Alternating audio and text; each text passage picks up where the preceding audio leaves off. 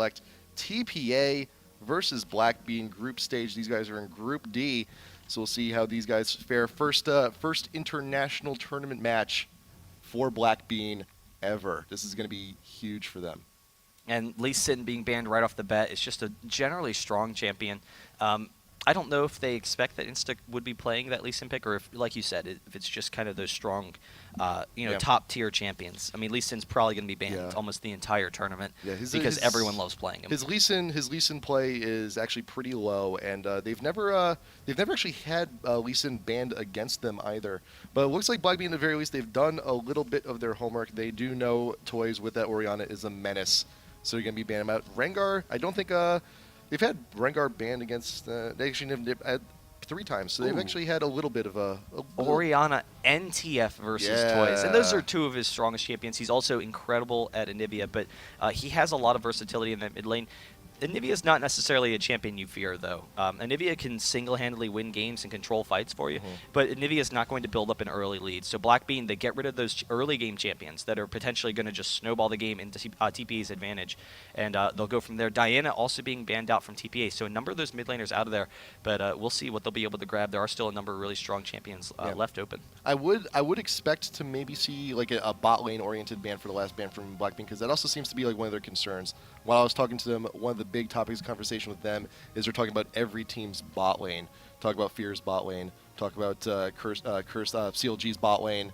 Bot lane. That's all I really ever talked about. But Malphite coming in where good jungler, good top lane. They do not want TPA to have that huge team fight control, and they're really their forte. Yeah. Well, we haven't seen a lot of Malphite from TPA. We've seen it some, but not necessarily the strongest champion, but Stanley going ahead with that Olaf. And World Championships in particular, we saw Stanley with the Olaf play and roaming out of that top lane, just really dominant play early on. Like he would just be even in the lane. You'd be like, okay, you're keeping even versus like Najin Sword or something like that, or Moscow 5, and then all of a sudden he's 7-1 or something like that because he roams out of that top lane. So that's really scary. And Olaf as a champion, he has really high base damage, so you can go right into defensive items or even like support-oriented items and be very strong. So that's a very strong pick for them. He will run cross map if needed to go down, and that's how flexible TPA can be. Just to you need to be there. You need to be with your team. You need to support. You need to be there for the fights. Because if someone's going to clean up, if no one's there to clean up, then there's free kills being wasted, and no better champ to have them onto Olaf. You can just charge straight in. Jace and Lulu coming on in here for BLACKBEAN. I don't recall. Actually, no. There have been a few Lulu games here. Yeah, I was for Eliade. Going to say I was kind of expecting a Sona pick because Sona is very strong and would give them that team fight control. But Lulu gives them a little bit more survivability. TPA, they go with the Ezreal and Sona combo that's been very strong in the past. And, see if they can control that bot lane. Oh, switching up to Blitzcrank. So Blitzcrank definitely going to be one of those top picks in the support position throughout the tournament. He's just strong overall and can easily win games for you. Yeah, I'm surprised that there's no Sona either, because like Sona is Eliade's like bread and butter. Like that's like her #1 champ. But we'll see. But there's still a chance we may see something crazy. You may see some Lulu mid, because I know some of the teams, people aren't expecting a whole lot from us, so might as well put on a show. I know some teams like to have that mentality. I know ICELAND has a little bit of that mentality. Not quite sure about BLACKBEAN, but we'll see where they go from here. But that is a very big threat in the bot lane, and Blitzcrank against an unorganized team can destroy. Yeah, but they have some options. They'll probably hold up on their mid lane, but they could grab like a Graves here potentially, and that would give them a strong pushing lane with Graves and Lulu. Yeah. And we'll see where they go. I was thinking they would go with that Skarner, but maybe grabbing the Mundo, so they don't want to allow Lilballz to have that Mundo pick. I like it. So they do grab it, but Lilballz can go with Maokai, which is extremely strong as a pick and puts on a lot of pressure on that mid lane. That's something Mundo doesn't do, but the pressure that Maokai is going to put along with Toyz could potentially allow Toyz to snowball. So grabbing the Anivia, kind of expected. It's like his third, strongest champion, but Shen as well. So it could actually be a Shen in the top lane for Stanley. Then he doesn't have to quite run down the entire map. He just teleports down there. And Olaf in the jungle. We'll see which one's going to be jungle, which one's top. Right, but I would assume that we'd be seeing the Shen top, because Shen in the jungle, granted he does provide a lot for the team. He is a little bit slow, especially when you're going up against someone like a Mundo, who is relatively speedy. He's going to have a lot of lane presence. So we'll just see what the AP is left here. Maybe Morgana would We be could my see thought. We've seen Morgana. them play Morgana some in the past. You know, I don't know. There's a couple of picks. We haven't really seen that much out of BLACKBEAN, but Right. so far they have a pretty strong team. Mundo, he can control the jungle, try and shut down Lilballz, or at the very least not allow him to put on a lot of pressure on the lanes, and that'll help isolate the lanes. Olaf versus Jace, you know, he's going to be going against. Jace is going to be going against one of the strongest laners in the game, but we'll see if he can do there. And it seems they're going with that Lux. Yeah, Lux and Morgana are definitely on the high list of common APs that XIIyra's played. I would love to see the Lux. Lux is very good right now. Her damage is huge, and she can provide a lot of teamfight control for this. Will it be? Hold the breath. It is the Lux. Fantastic. Well, Lux is a champion that we've seen make a huge resurgence recently. Overall, she's just very strong. She has quick burst potential. You know, some nice AoE. One of the issues with her is the lack of sustained damage, but once she hits the second round of cooldowns in a team fight, it's incredibly strong. So we'll see what they can do. And Lux combos very well with an aggressive jungler. So if Mundo is looking to be aggressive in that you know, jungle, then you know Lux can help him out of that mid lane. She's a strong enough laner and then has the range to help out Mundo. So that's going to be an interesting pick for them. And if anyone can have great teamfight control with Lux, it is XIIyra. Last time I checked, I believe he's actually #1 on the ranked leaderboards on the Thai server. Oh wow! But it was funny for a time though, because I do remember I was looking at their Facebook not too long ago, and Leaguepedia accidentally had him listed as a sub. Before the error was corrected, Leaguepedia accidentally had him as a sub. He hits #1 on ranked, and then the Facebook is just like, you know, #1 best sub th, best sub th, and then we managed to get that fixed. But he may very well be the best player in Thailand. Yeah, and just gonna check. Nothing that unusual out of Lux. I was curious. Her mostly into the offensive, so 21-0-9.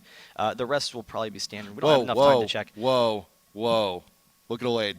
Summoners. Yeah, the promote on Lulu. And we talked about Graves and Lulu is an incredibly strong pushing lane. So they might actually go for a lane swap. Jace is definitely someone that'd be more characteristic to see in, you know, that lane swap situation.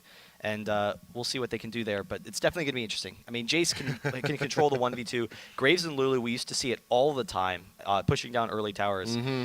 So, you know, if they get some early towers, maybe they could catch TPA out. They could. And, you know, this is not... This is not really part of BLACKBEAN's MO. They're known as very passive players. This is definitely a little bit out of their realm. This is something that, at least all the matches that we've seen them play before, something they don't do very often. There's no waiting for later in the tournament to pull out your game plan. They pull out all the stops versus TPA. If they win this one game, then that completely, you know, almost legitimizes them in this tournament, and all of a sudden it's like, oh my god, who is BLACKBEAN, or are they going to be able to make it out of groups? But it's also because it's a 1-0 group stage, you know, they would only need to win one more game, so that would definitely be huge, and getting into the winner's bracket is just massive in this tournament. I mean, that is a huge advantage because it's a 16-team double elim. The loser's bracket is incredibly long, so we'll see what they can do here. And if this will work, so they have the teleport on Lux, and they have that strong pushing potential. If they can take early towers off of TPA, that early gold advantage might be enough to pull them into this. Yeah, and also, you know, not only the early gold, but they can manage to get those early levels too. Because once Lux hits level 11, level 2 in that ultimate, it hurts. Yeah. Let's not beat around the bush. It hurts. Pretty huge. But as we mentioned before, too, there's also a lot of pressure on the bot lane, too, and Blitzcrank is very rough to go against. And even then, look, no Fairy Charm going straight out for all pots, all wards, has the Mana Potion. And whenever you see a support grab a Mana Potion, you know they're going to be aggressive. So I am expecting that lane swap, though. We will see where it goes. And everyone now, pause is over. Everyone now heading right straight out into the mid. It is a mad dash to get to the center of the map first right now.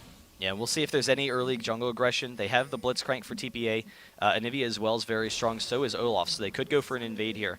But BLACKBEAN, they're ready for him, and they get out early, and that's really important to be able to get into the bushes early. They do see them, so they're actually able to back off. Toyz isn't able to grab anyone. There's the bind from Lux, so they do back off, and Jace with the acceleration gate. So they're able to get out of there, but we'll see if they can steal anything from Mundo, and you know, if Mundo retaliates at all. Yeah.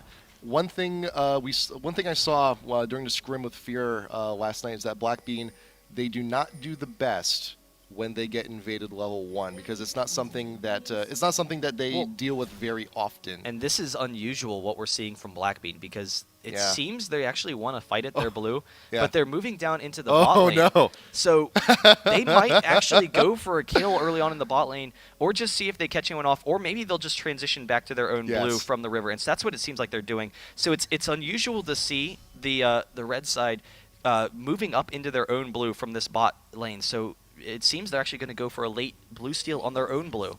But they are going to be safe. TPA has backed off. I don't think they're going to grab anyone, but maybe if they come in for the red, they are coming in for the red. If they get anyone at the golems, or if they get Toyz, that could be devastating. They don't quite know yet how close they actually are, but they're Toyz is going to walk right into him. They got the red brush. Did you see him? Did Toyz see him? Yes, he did. Ping's going down. Insta got a little bit too far out ahead and has been spotted. So right now TPA knows that they're red. And here comes the Mystic Shot over from Ezreal. They did hit. They did hear the sound, so they know BLACKBEAN is there. With the ward down, they know there are being invaded 4 members here. Insta from behind does get the smite onto the red, and BLACKBEAN is in a full retreat out of TPA's jungle. Throw down a ward and a tri-brush just to be safe. Successful steal on the red coming in from BLACKBEAN. Yeah, so Mundo's in a nice situation. He can grab his blue as well. Almost turning against BLACKBEAN there, but it works out in the end. So they will be, even with TPA in this setting, they aren't going for that lane swap. So that's something we're kind of expecting to see. Also, a lot of teams in the Southeast Asia region and Thailand, we've seen in the past, will go for mid lane, their AD and support. They'll send it mid lane, but they're just content with standard lanes here, so not doing anything that unusual. Lilballz, he's actually making his way over to the blue. He saw that Mundo just bypassed it and went straight to his side, so Lilballz is going to come in for a steal here, and he knows he should be safe. Mundo, because he went over to the red side, there's almost no chance that he's going to be coming back for this blue. Yeah, and I think this is a good call too. At the very least, let Lilballz have it. At the very least, Olaf does not have red buff. So when he goes in for those ganks, if he doesn't land his axe, he's pretty much SOL. So at least Mundo here with the Burning Agony, he can come into lane. He can be a little bit safer, ignore any slows or whatever CC he can. As long as he gets that first hit with that red buff, he should be fine. But Lilballz, though, with the axe dash out of the way, Nightlight's managing to get out of there. You're going to eat one shot, but nice gank averted. Mistake also not getting his grab either. Yeah, but that has to be scary because they actually force Lightning to get out of there. They're actually the flash, the knock-up, Lightning almost going down. They can't quite take him out. But that bot lane is now at a serious advantage for Bebe because they're going to push right into the turret, and they're going to Graves is going to miss out on a lot of CS, and he's actually going to have a almost 2-level disadvantage against Ezreal by the time this hits the turret. So a 2-level disadvantage in the bot lane is devastating. And Olaf, yes, Graves is able to get away from that undertow, but forcing out the quick dash, it allows them to follow up with Mistake and get that knock-up and force the kill there. And Bebe just forcing it right off the bat, knowing that he's not going to face that much pressure because there's a promote. And so promote, it weakens the lane in those exchanges. And, they know that they're going to be generally pretty safe to put on pressure, and it worked. So they have a nice early lead. And the thing about promote is that if you ever lose the advantage in bot lane like you have now, it doesn't really do a whole lot for you. It only just keeps the wave a little bit off of your tower just for a little while longer. So it's pure offensive summoner, and it's going to be going to waste here. Yeah, and Graves is actually even with Ezreal right now, but they do have it at their own turret. So Blitzcrank's in a serious position where he can get some advantages. Lilballz coming in for a Zeal right here, does force out the flash, so they get him out of there. While Mundo, Insta, he's watching on Stanley in the top, but Stanley generally very safe in that top lane. So that's going to be a tough gank for sure. Yeah, and he knows he's up against Jace. PorschkuB, he's doing a very good job here. Also, farming. The farm is even, but he has backed. He has grabbed that Doran's Blade. Wants to have a little bit more presence. Lilballz coming in for attempt number 2 here in the mid. Does land the axe onto XIIyra, but that's all he wanted. Just a little bit of harassing back. Insta, he's looking for his opportunity. Dash away from Stanley. There is the axe. You got the flash on over. You got the slam from the hammer into the wall. Ignite onto the Shen. But he will be able to get away. Just the damage is not enough from BLACKBEAN here in top lane. Yeah, but they forced the flash from their own top lane and didn't force it from Stanley. It's a reverse gank. Yeah, so Stanley, he's going to be able to heal there. He's going to be safe. Lilballz, knowing that they're in the top lane, he's actually coming in for the wolf steal. So just constant pressure in that jungle, making sure he can take advantage of opportunities. Toyz has been safe in the mid lane. He's built up a nice 10 CS advantage already over Lux. Even though Anivia can be kind of difficult to farm early on. So that's going to be an interesting lane to keep an eye on. But we'll see. So far, it's been an even match so far, but an early lead for TPA just from laning advantages. Yeah, and this is BLACKBEAN, a team that is known very well for their farming game, are being out-farmed by the superior tactics and the superior individual skill of TPA, and it's a struggle just to keep up, especially here in bot lane. Nightlights has now been doubled up. Bebe has nearly doubled up onto the farm over here, over the enemy Graves, and that's Toyz, amazing. not even afraid of Mundo at all. Wow. It's just zoning Lux right now in this lane. Wow. So just so much lane pressure, and he should have an advantage there. The Blitzcrank hook misses. Insta coming up in the top lane once again. Stanley, he does have that flash. He should be able to get out of there. There it is. There's the engage. There's the Q. Dashes away. You got the Burning Agony still in pursuit, looking for a little bit more damage. But Stanley, though, wow, look at that. He's got his Heart of Gold. He's starting to build up his health items. He is very difficult to gank right now because the damage just is not there yet. And he has enough mobility that he knows he can play right at his opponent's turret and not even have to use his flash to get out of there. So he's safe in that top lane. Mundo hasn't been able to get, put as much presence as he would like. There's the exhaust and the lightnings forcing the cleanse. They do back off, but Bebe and Mistake in a really nice situation here. They're actually coming behind the turret too. Lilballz, he might go for this. Lux and Mundo are also making their way down, but they have them zoned off the turret. And actually BLACKBEAN, they're waiting for their team, so they're expecting it. They saw the ward by the dragon, and they're going to try and catch out Lilballz. Graves and Lulu Nu back off accordingly, force the Olaf to get out of there. They see him pass the ward once again in front of the dragon, and they know it's safe to farm at their own turret, which is not the best of situations, but it's all they got right now. But all things considered, they're doing okay with it. No needless deaths just yet. XIIyra using the ultimate in mid just to farm, just to keep the pressure off of the turret and get a few more creeps. And even then in the mid, there's a 20 farm advantage for Toyz.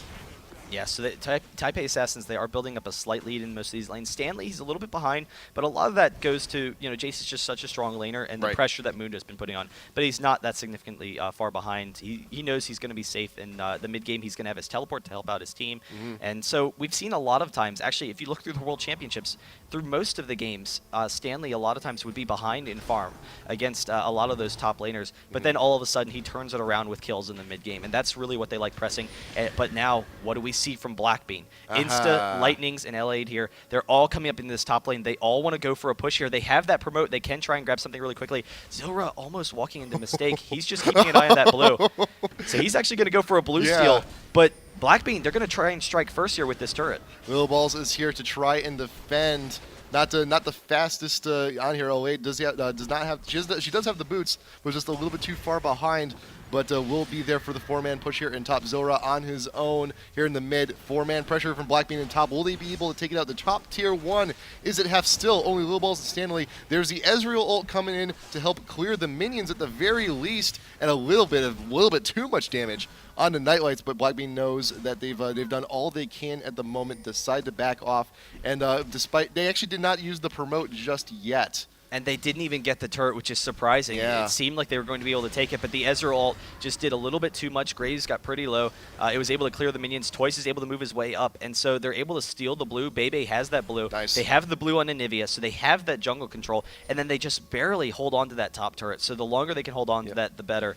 But Bebe, now they move into the mid lane. This is something we see a lot from TPA. Really nice transitions from their lanes. So a lot of times Stanley in the top lane, he'll move into the mid lane to pick up that farm, and then he's there for a top gank. Yeah. Now we see their bot lane moving into the mid lane. They're still getting farm on Bebe, but if they're needed in the top, they can get it. The flash in. They're trying to pick up XIIyra. He does use that shield. Just barely gets out of there. That top turret does go down, but now they're pressuring the mid turret, and XIIyra in a really dangerous spot in this game so far. Yeah, used the ult earlier to clear the wave. Could have used another one right now, but the cooldowns aren't quite there yet. Mistake, you got to tank it just a little bit. One more shot. So that is a 1-for-1 in terms of towers.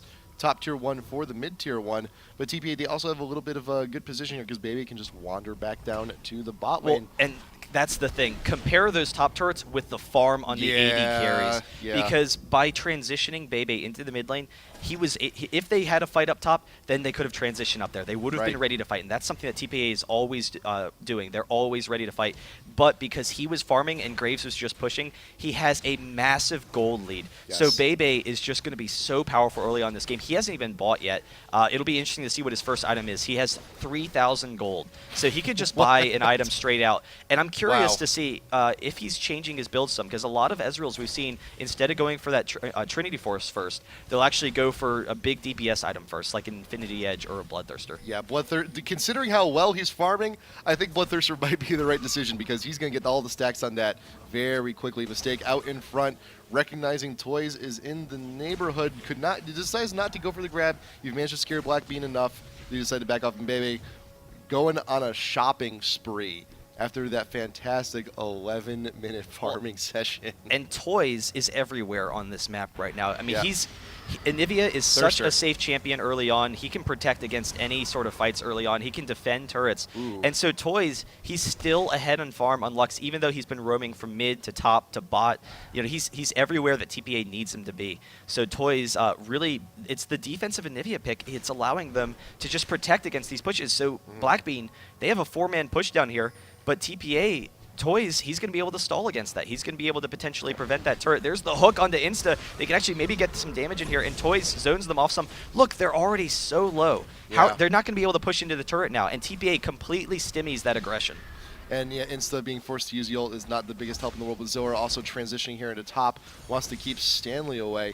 But yeah, I think BLACKBEAN may still be a little bit new to this aggression kind of thing. And even I don't think I've actually seen promote used once yet. I don't recall seeing it. She hasn't. Lulu hasn't been able to use it yet. There we go. Did just use it now, so they're actually trying to push. Toyz is a little bit low, but he has enough mana. He's going to be able to stall this minion wave. But the AoE clear, the benefit of the promoted minion is that you can't AoE clear it as an AP champion. So they see Lilballz. He does make his way down there. They have him with the ward, but TPA, very safe play so far. I mean, they're very conservative. BLACKBEAN, they've made some really cool plays. I mean, they've made some nice efforts to try and take advantages against TPA, but TPA is just not allowing them, and it's a 2K gold lead for TPA, even though BLACKBEAN have been the aggressors so far. And even they've been outfarmed in every single lane except for top lane. PorschkuB actually did a very good job, but the more time he's spending down here in bot trying to get this turret that's just frankly not going to happen, he's now given up that farm advantage back to Stanley. He's caught up, and Stanley also has 2 GP10s right now. So his gold advantage has now been lost. So now BLACKBEAN is now officially losing in farm in every single lane.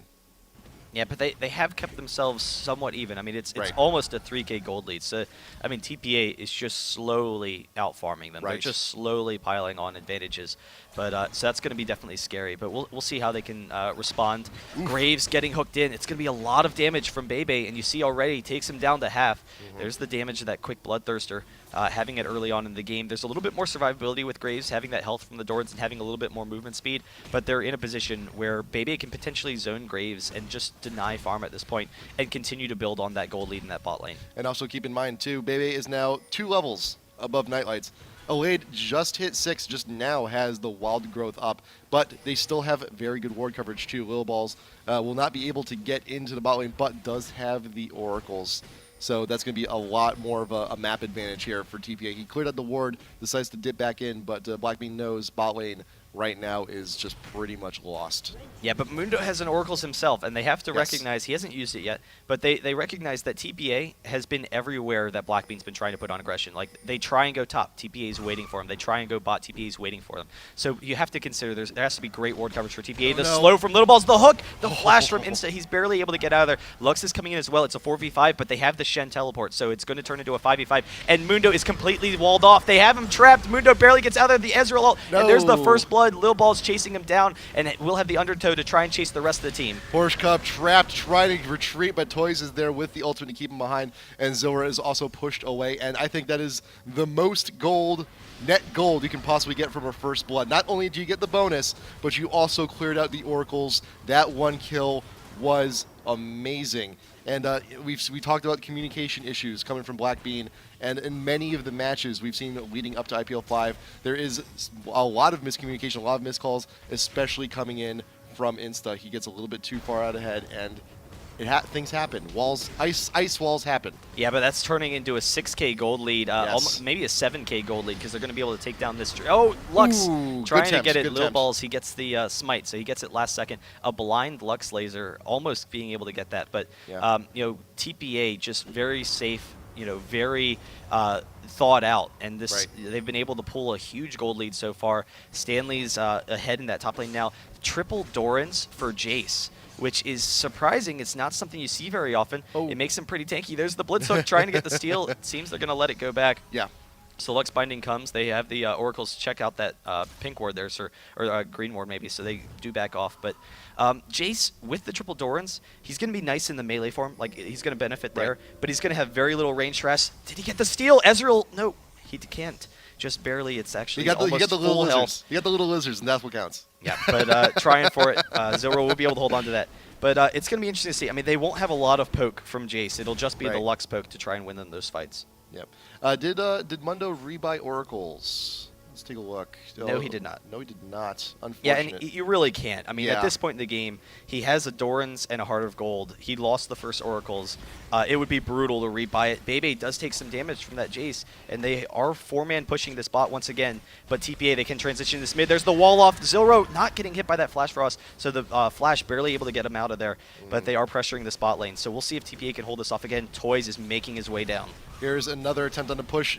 Promote still not used. That would have been a great application there, but PorschkuB does get pulled in by the Blitz. And here comes a Shenel down onto Bebe. There's Stanley now in the middle of the fight. Insta in the back, struggling to get away. Wild Growth and the ultimate still up, but PorschkuB will be the first one to go down. Double kill for the Ezreal. Gonna be taking out the Graves. That's a triple down onto Mundo. Will he be able to clean up Bebe? Going for the Quadra. Does get loose. ZillRoar will get. That's the pentakill coming in from TPA.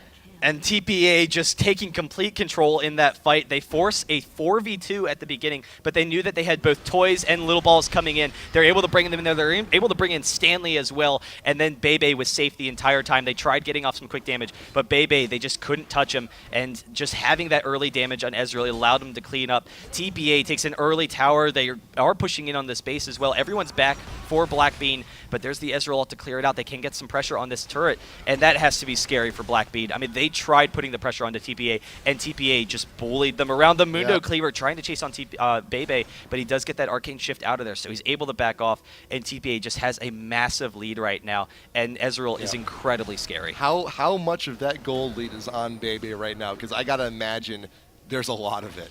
He's already has his Thirster. He's already gonna be working towards his Trinity. He's got 2,500 to spend. 4,000 gold over Graves right now. He has over double Graves' gold right now. Bebe takes a little bit of damage from Lux, but it's almost insignificant. And then he has that heal with the Bloodthirster to prevent some of that poke. And he's actually not going back into base, which is a little bit surprising considering he's low. Look he's how just much gonna health. heal up. Look how much health he's regenerating. He's nearly back at full. Anything he gets, any little damage that BLACKBEAN puts on him, 'tis but a scratch. And he's got double buff to boot.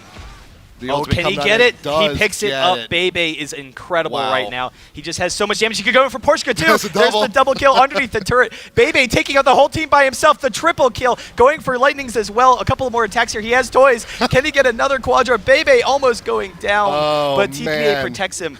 Quadra kill by himself. Penta followed by a quad. Ah, why'd you do that? Why'd you do that? And Bebe, the only man to go down here. But Bebe just started off a fight, 4v1, almost 4v2, but really 4v1 against BLACKBEAN and won that. And you were talking about earlier, they played versus Fear, and Aftermoo actually got a pentakill as well in that match. But so just not enough pressure on those 80 carries. Bebe just with a massive lead. This is just devastating. TPA is just so powerful, and they've really taken control of this game. Yeah, but let's be real here. I mean, when you have the projected first seed against the projected last seed, games like this do happen. But remember, this is group stage, and no one's getting eliminated from group stage. So BLACKBEAN, at the very least, can just pick themselves up, dust off their knees, and try again, because they still have a few more matches to go. And any early lead can often snowball the game very quickly. Right. BLACKBEAN, we saw some really nice aggression from them early on. They were trying to take advantage of TPA, and maybe that'll work against some teams, but TPA didn't allow it. They had great ward coverage early on. Toyz was roaming all over the map. I mean, the roaming from TPA. It's the mobility from their team. They always transition.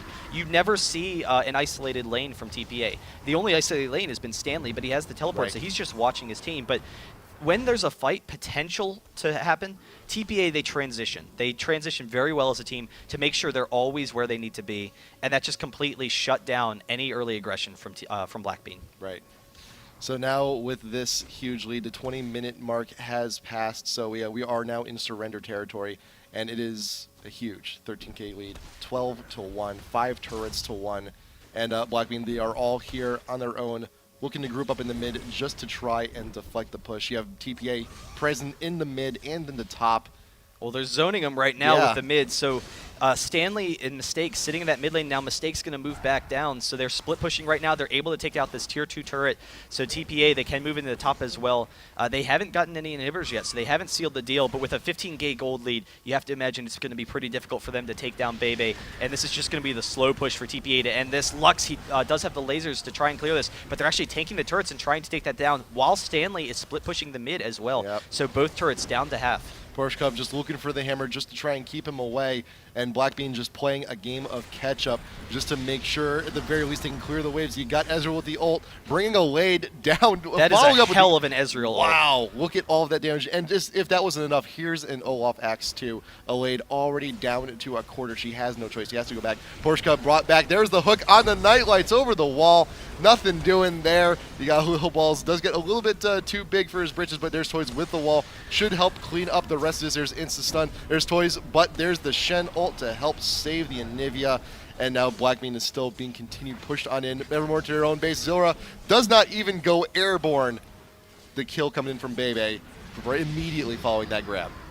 Yeah, really impressive play from TPA, and Olaf, he just, they had them low. They wanted to force them off of that to get the inhibitor. Now they're pressuring in on the Nexus. Everyone's down. There's 2 members left for BLACKBEAN if they can try and defend this, but Bebe is so strong. There's the taunt. Bebe should be able to take him down. There's the Lulu ultimate, so they do back off, but TPA pressuring this Nexus. We'll see if they try and finish this or if they just back off. I would hope that they try and finish it, then second Nexus turret is going down. BLACKBEAN is still slow to respawn here, but Insta going to try his best. Mistake out in front, being a good robot shield. I was about to say meat shield, but it's like he's not human. He doesn't have muscle. There is the Graves ult to try and keep back Stanley just a little bit, but there's Olaf. He should be healed. The Lux laser can't even take out Mistake at this point. So unfortunate, down to the double-digit health, but Bebe, we saw him 1v4 before. He should be able to just take out the rest of the base on his own. Straight up attack the Nexus. 1, 2, 3. That is it. TPA taking out BLACKBEAN. BLACKBEAN, they still have a chance here to get 0-1 in the group so far, but they still have at least one more match to go. But TPA looking very strong. Well, Bebe was just so incredible that game, and it's the support that his team gives them. So, they were safe in all of those lanes. They were constantly meeting up against BLACKBEAN, and that was what we expected to see out of TPA. We didn't expect to see some of those cool early plays from BLACKBEAN, but it didn't work. So TPA, they countered it out perfectly. Once TPA had an early advantage, they were able to snowball the game. That's something you see very often in most teams. So even when you consider the best teams in the world when they play against each other, the games will quickly snowball a lot of times.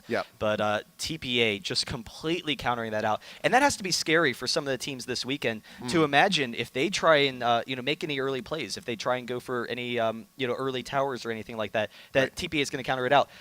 Azubu Blaze comes to mind, because Azubu Blaze, their early pushing, it seemed unstoppable to an extent when we've seen it in the past.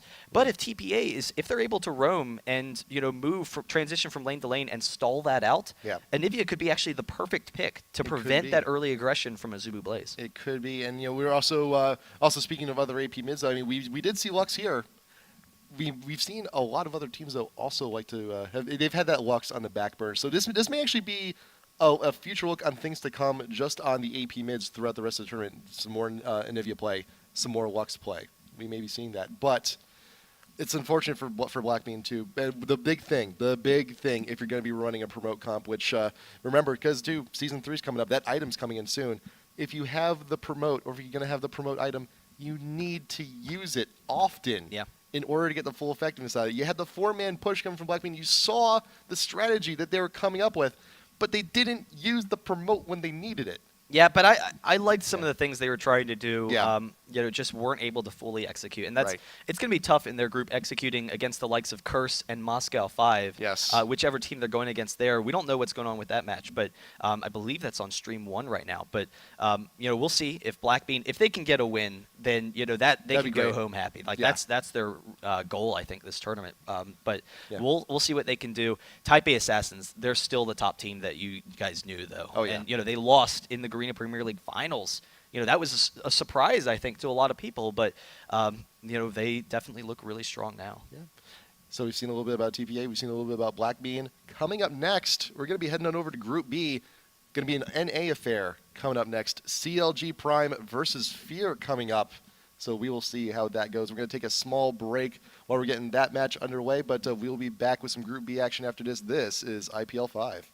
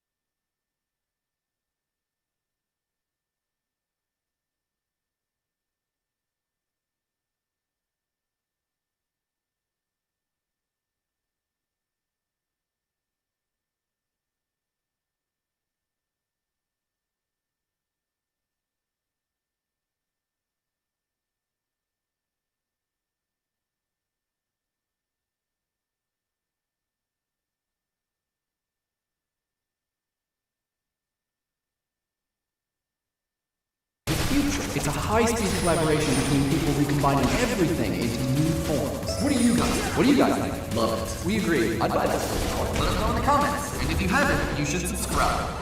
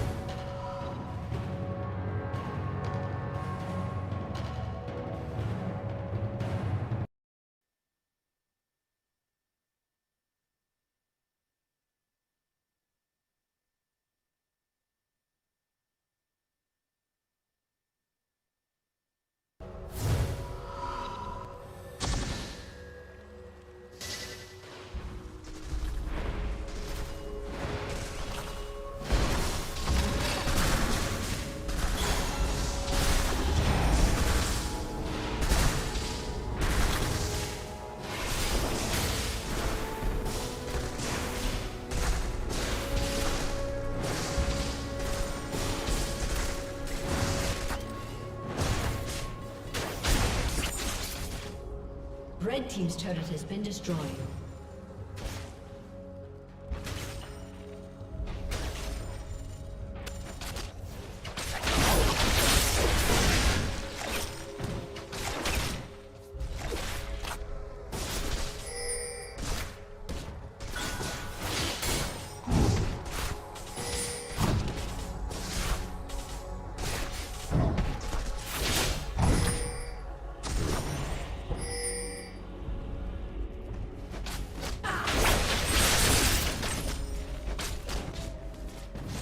Electrify.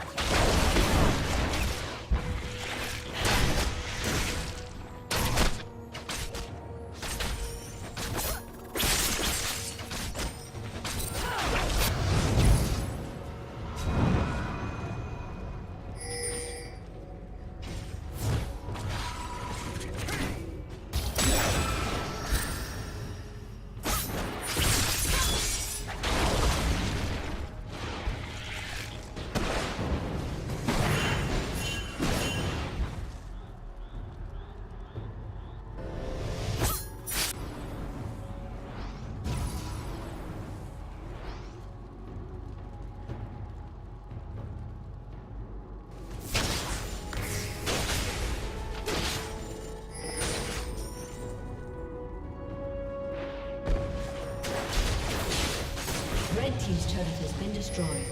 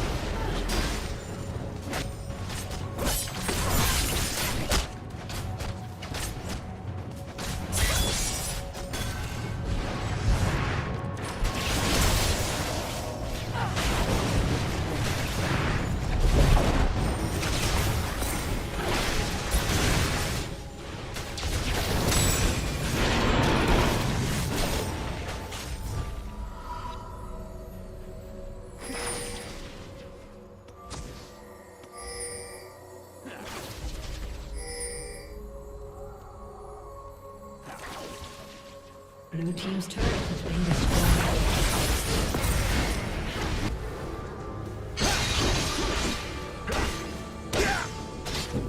Red team's turret has been destroyed.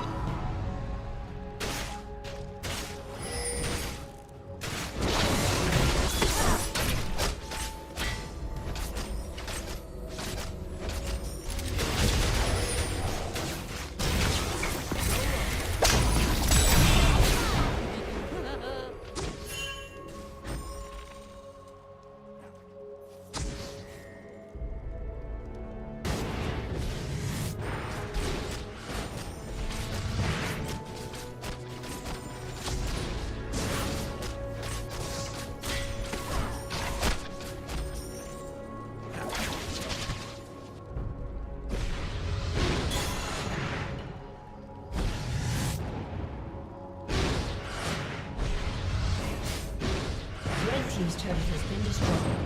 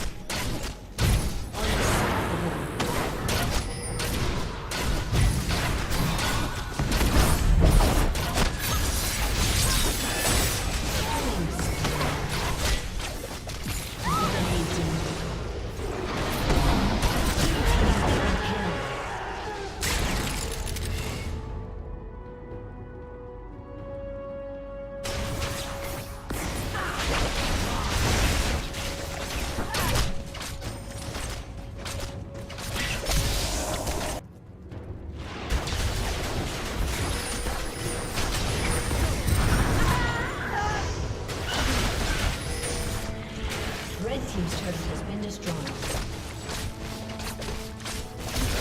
Red team's turret has been destroyed.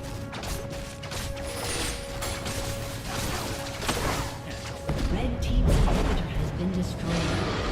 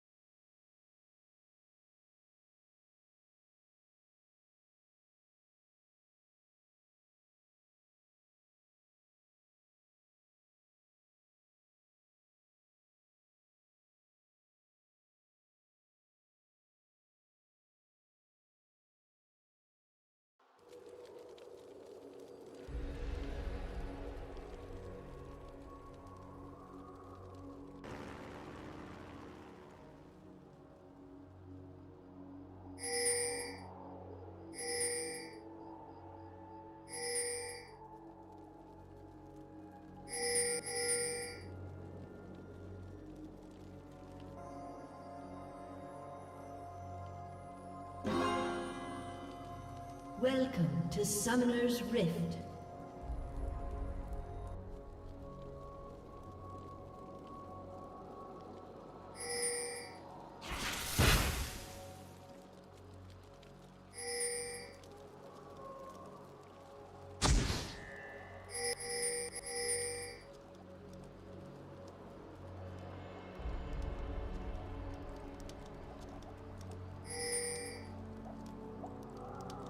"30 seconds until minions spawn.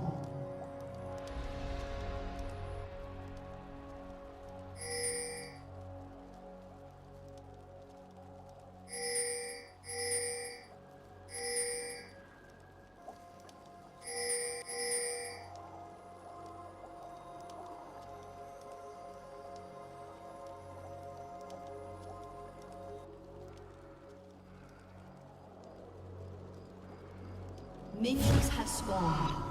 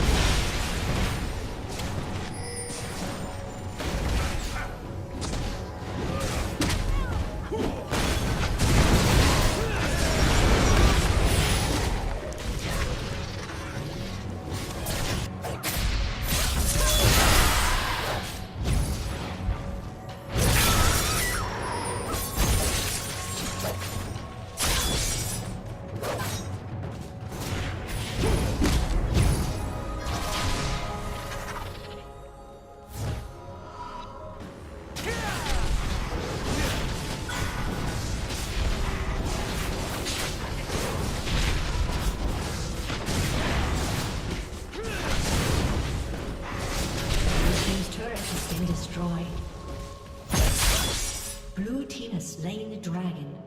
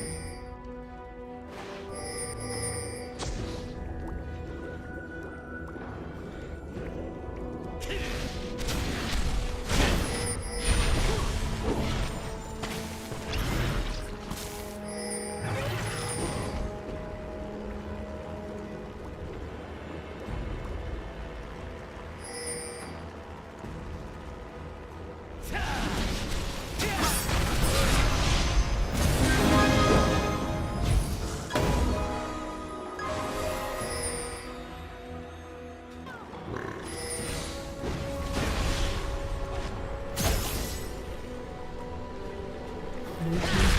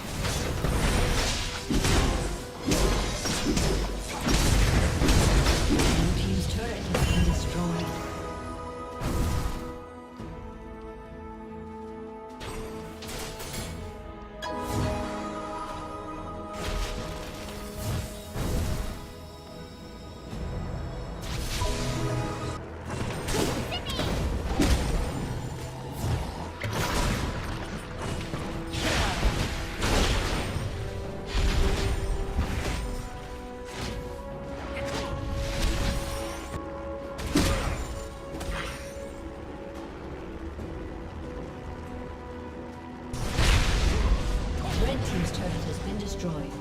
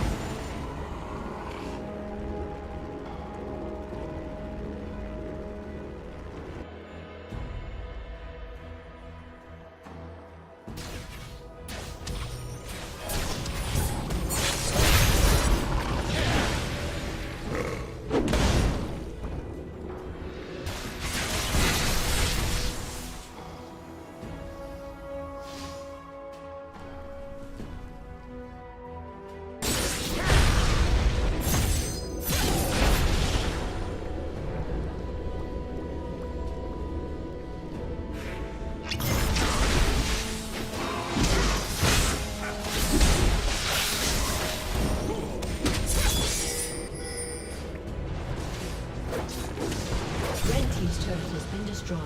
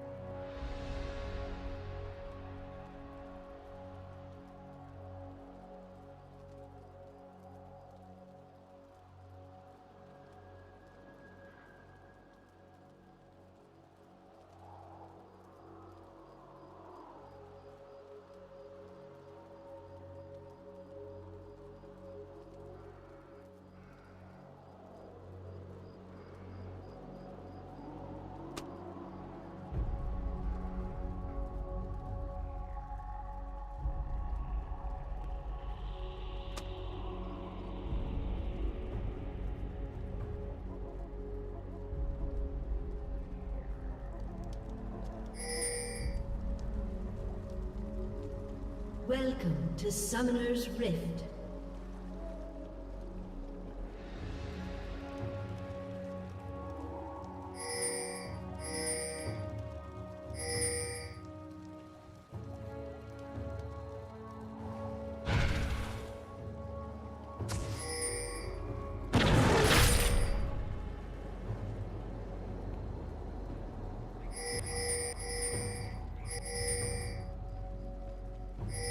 Seconds until minions spawn.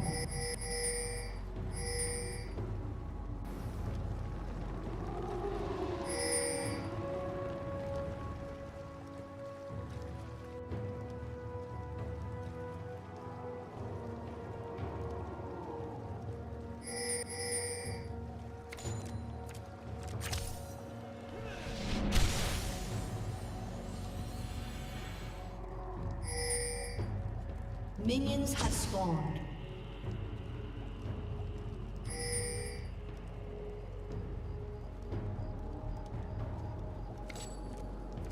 Hold it, partner.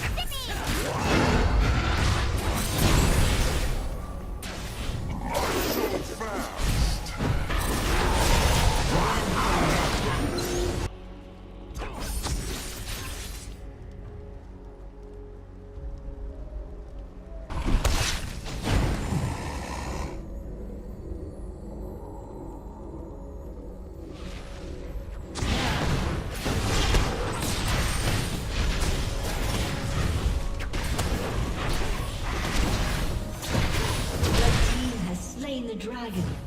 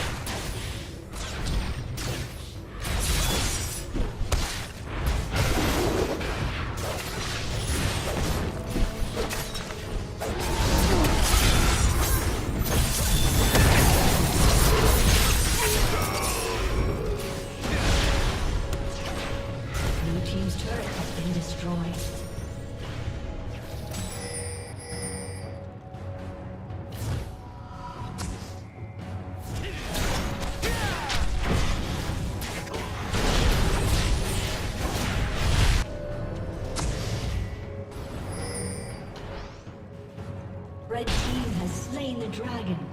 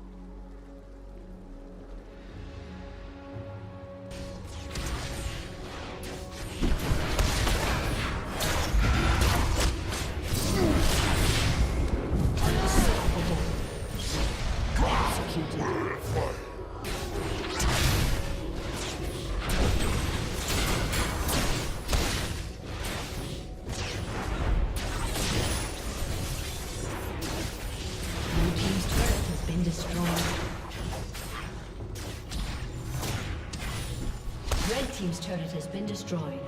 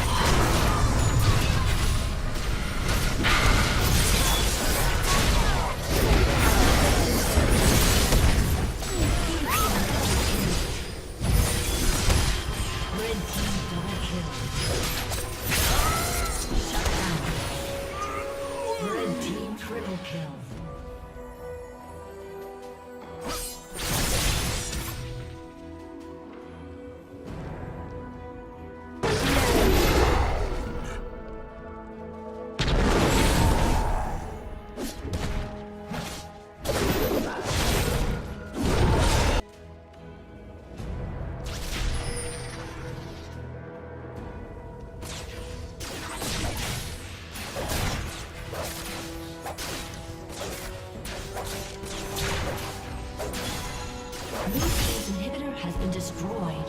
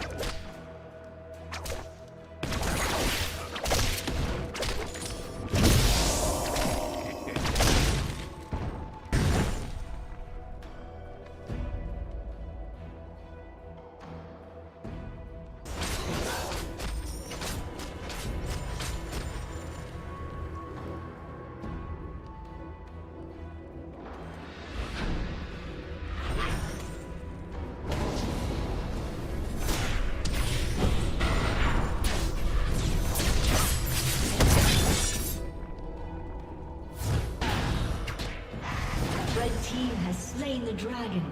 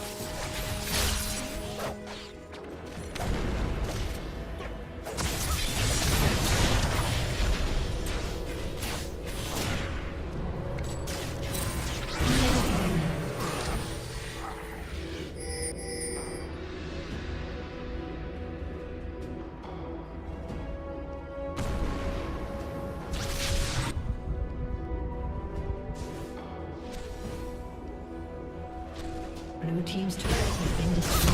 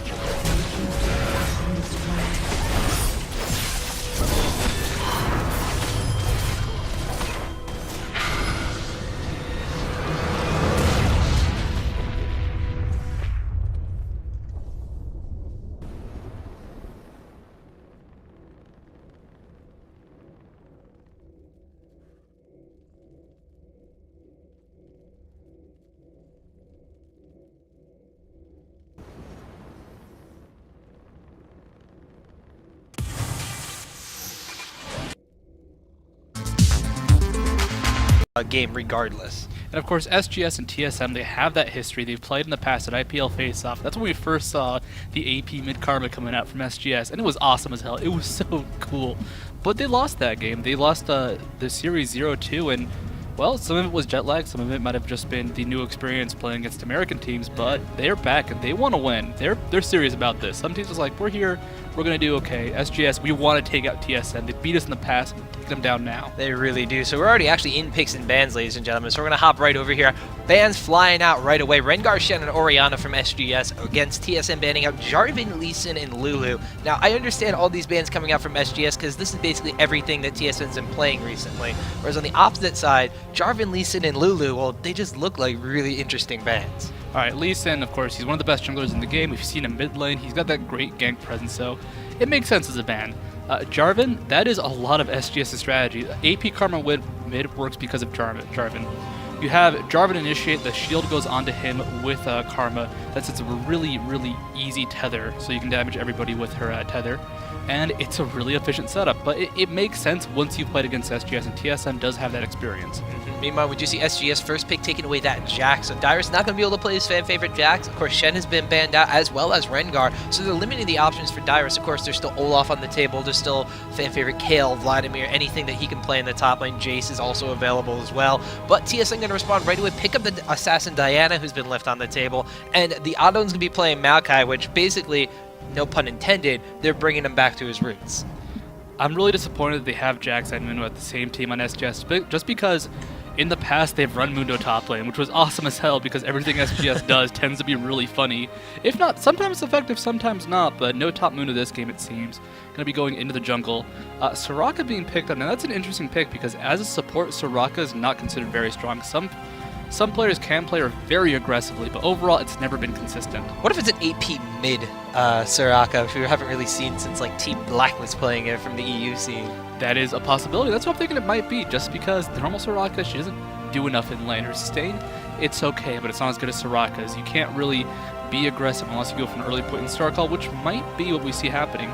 Aggressive level 1 Soraka does a lot of damage. Star Call spam, that adds up very quickly. I mean, even if it is a solo mid Soraka, I like the thing that they're doing here, because now TSM's going to be like, well, we can pick our bottom lane and base it around Soraka. They're going to pick a very could be aggressive Vayne, but they're going to actually farm up for that late game on her. She's going to get very, very beefy very fast. And then we have Sona being picked up to poke down, and now we're hovering over Karma, so now there's still the potential of that going in the mid lane and then having Soraka in the bottom lane, and it is actually going to get locked in. Why would you ever say, oh, they picked Karma? Karma is amazing. It's the Urgot. That Okay. Karma, and it makes perfect sense. All right, this is cool as hell. So Mundo, Jax, or Urgot initiate. Urgot can use his swap, gets in, it gets super tanky because he'll have the extra armor and MR, and he'll also have the extra shield coming out from Karma. So they're going to be using Urgot kind of like a Malphite, kind of like how you'd use someone to get the Orianna ball into a big fight. And well, Karma coming out from SGS, they don't want to go to losers bracket. They want to stay in winners. I believe the winner of this will end up playing CLG.NA, so they want to keep fighting now and, well, bring out their best stuff. The AP mid Karma is certainly strong on SGS. I mean, and now TSM's going to have to deal with the fact that, okay, Diana is an assassin. She can burst down champions fairly quickly. Once she gets that level 6, she'll be fine. But if you're going against a Karma who's going to be healing herself while damaging you, shielding herself while potentially damaging you as well, Diana's not going to be able to get through that burst of the shield, because as soon as Karma gets lower, her AP gets higher. So if Karma baits out some of that damage from Diana, shields in the middle of Diana bursting her down, she's going to have more AP to absorb more damage. Diana all of a sudden can't nuke her down in time, and that could potentially lead to a swap, a Mundo coming in, a Jax jumping on your head, anything that TSM really doesn't want happening. Diana and Nerf coming out in the same sentence. Was that a mistake or was that your subconscious? That was a little bit of a little bit of Freudian slip there. But I mean, right now SGS, they've got a cool team. Of course, TSM, this is a very standard TSM team. I mean, Olaf up top on Dyrus, the odd one running jungle Maokai, Reginald mid lane Diana, Chaos on Vayne, X Special, and so this is all stuff we've seen before. I guess maybe we don't see Chaos on Vayne all that often, but it's still pretty frequent. And this is a very standard Team Solo mid composition, which, to be honest, besides the Diana pick, I love. Because TSM has been trying different things. They haven't really found their own new niche in the metagame. They used to play that Karthus and Kayle composition. They used to play Vladimir and Kennen. They used to have all these things that they won tournaments with, and they just kind of stopped doing. Now playing Olaf in the top lane, jungle Maokai, that hyper carry Vayne and Sona to poke down in the bottom lane. This is what they're comfortable playing with, so it doesn't matter really. Well, it matters to a point, but it doesn't matter as much if they're going to be like worried about, okay, well, are we going to be able to contest with this mid Karma, Soraka and Urgot? We haven't seen that for a long time in tournament play either. Are they going to be able to contend with it? Are they going to be ready for it? It doesn't matter, because they're playing a composition that's a little bit more familiar they could just fall back on and still be pretty good with. And they're not using the best Karma skin. I'm disappointed. Where's my Mayan Karma? I honestly don't like any Karma skins. I love Karma. I just play default All Karma right, well, because they need to make more skins first, so she can be broken and OP and everybody can buy her. I mean, right now, as it stands, looking at this game, hey, that's a clairvoyance on Soraka, so we'll see if they can use it well. But Soraka, Urgot as a bot lane, it's been a while since I've got to talk about it, but it used to be the meta. It used to be what everybody played. But the way it works is Urgot spams everything always nonstop, and it hurts like hell. And usually he's limited by mana early on, but you know what? There's Soraka. Problem solved. yeah, so that's Soraka and Urgot going to be going pretty well with each other. We say that a lot, actually. In older tournament play, I believe the European team was very popular with the Urgot pickup. North America, of course, jumped on the train after that one, and we saw a lot of awesome stuff coming out from them. So we are going to see here Team Solo Mid and SGS at level 1 studio. Who do you think has the advantage here? It could go either way, really. I mean, oh, we got a little UI error going on there. We're going to go ahead and fix the team names. We got to swap teams here. Yeah. There we go, there we go. But looking at this level 1, I mean, they have Jax initiate. Karma Shield's very powerful, but it looks like both teams are going to be very cautious about really going in there, because why make a big risk? This is their last chance to stay in winners. And, well, I don't think TSM wants to be one of the many North American teams not making it there. I think they're our last chance, besides CLG North America, who's already made it to winners. Yeah, well, yeah, CLG North America did make it to winners. They beat Team Fear. You guys actually just saw that one there. So they are actually already in winners bracket. TSM doesn't want to be left in the dust, though. They actually want to, they want to get there at CLG. Obviously, they have a little bit of a rivalry between the two teams. They want to get up there. They want to compete. So not surprising they're going back on this. This is, of course, only still the best of 1 phase. The last group match that they have, like we mentioned before, the winner of this is going to be taking on CLG EU in the upper part of the winners bracket, and the loser is going to be falling down to that losers bracket. And I believe they're going to be facing off against Team Fear, although don't quote me on that one. Yeah, I'm not too sure on the exact specifics yet. The brackets are pretty nuts, just because it's 16 teams coming out of groups. They're all going different places. Who knows who's playing who? But right now, it looks like Mundo going to start Wolves in the blue buff. Pretty standard start. Normally, he could go red buff, but no real reason to do it. Bot lane, actually, it looks like XIIyra Special going to be pressuring Harlick and Lilai.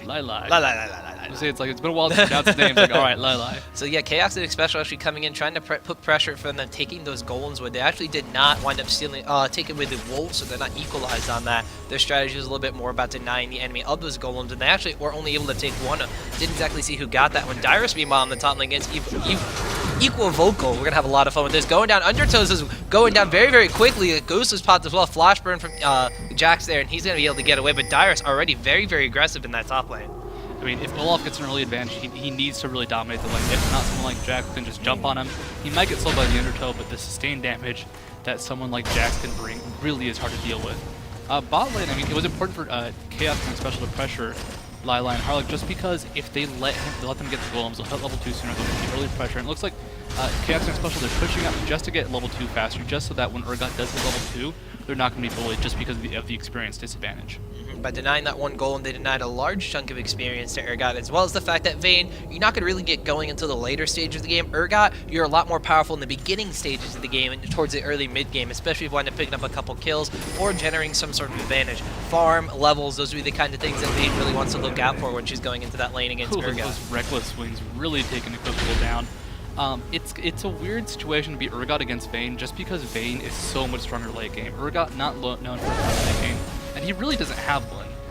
There's actually a really early part of the game where eventually XIIyra with his true damage can really shut down Lilai. So they need to go for early pressure, but I mean, it's a team with Karma. Karma, you go fast in SGS, they're going to start pressuring as soon as they can. Meanwhile, we see in the mid lane, Odd One kind of going in for a gank against Chow. He decides at the last second he's not going to go for it. But top here, we actually have Dr. Mundo going in against Olaf. Dyrus trying to trade back down with Jax again. He has a level advantage, gets the Undertow across both members of SGS though. He's running back into him, though. He wants to get the kill down on the Mundo. The exhaust already burned off. Jackson trying to leap strike over to Dyrus. Is he going to get the kill? No, Dyrus barely going to make it out of there. Odd One has now appeared in the top lane, and one jungler is going to have to back away. But Odd One, though, might be using Dyrus as bait, trying to go in here. Does not actually affect the twisted advance or anything. Just decided to push the lane forward a little bit, and they might just be shoving this in the tower so Dyrus can go back safely. They're going to shove. Odd One's just going to be aggressive, trying to deny a little bit of CS that's slow, trying to make it so equipment can't reach the CS, but a great defensive play overall by Dyrus, going aggressive against Darkness, forcing him to retreat just because he was such low HP. He's not easy to kill, just because if you try and fight him, he might just kill you in response. Damage going on X Special does not land the corrosive charge, and Lilai is not going to deal the DPS he wants to. They need to shine now. They need to start being aggressive now, but they're going to spam like crazy. And the idea is more that one of the corrosive charges should hit, and they can follow that up with the Acid Hunters.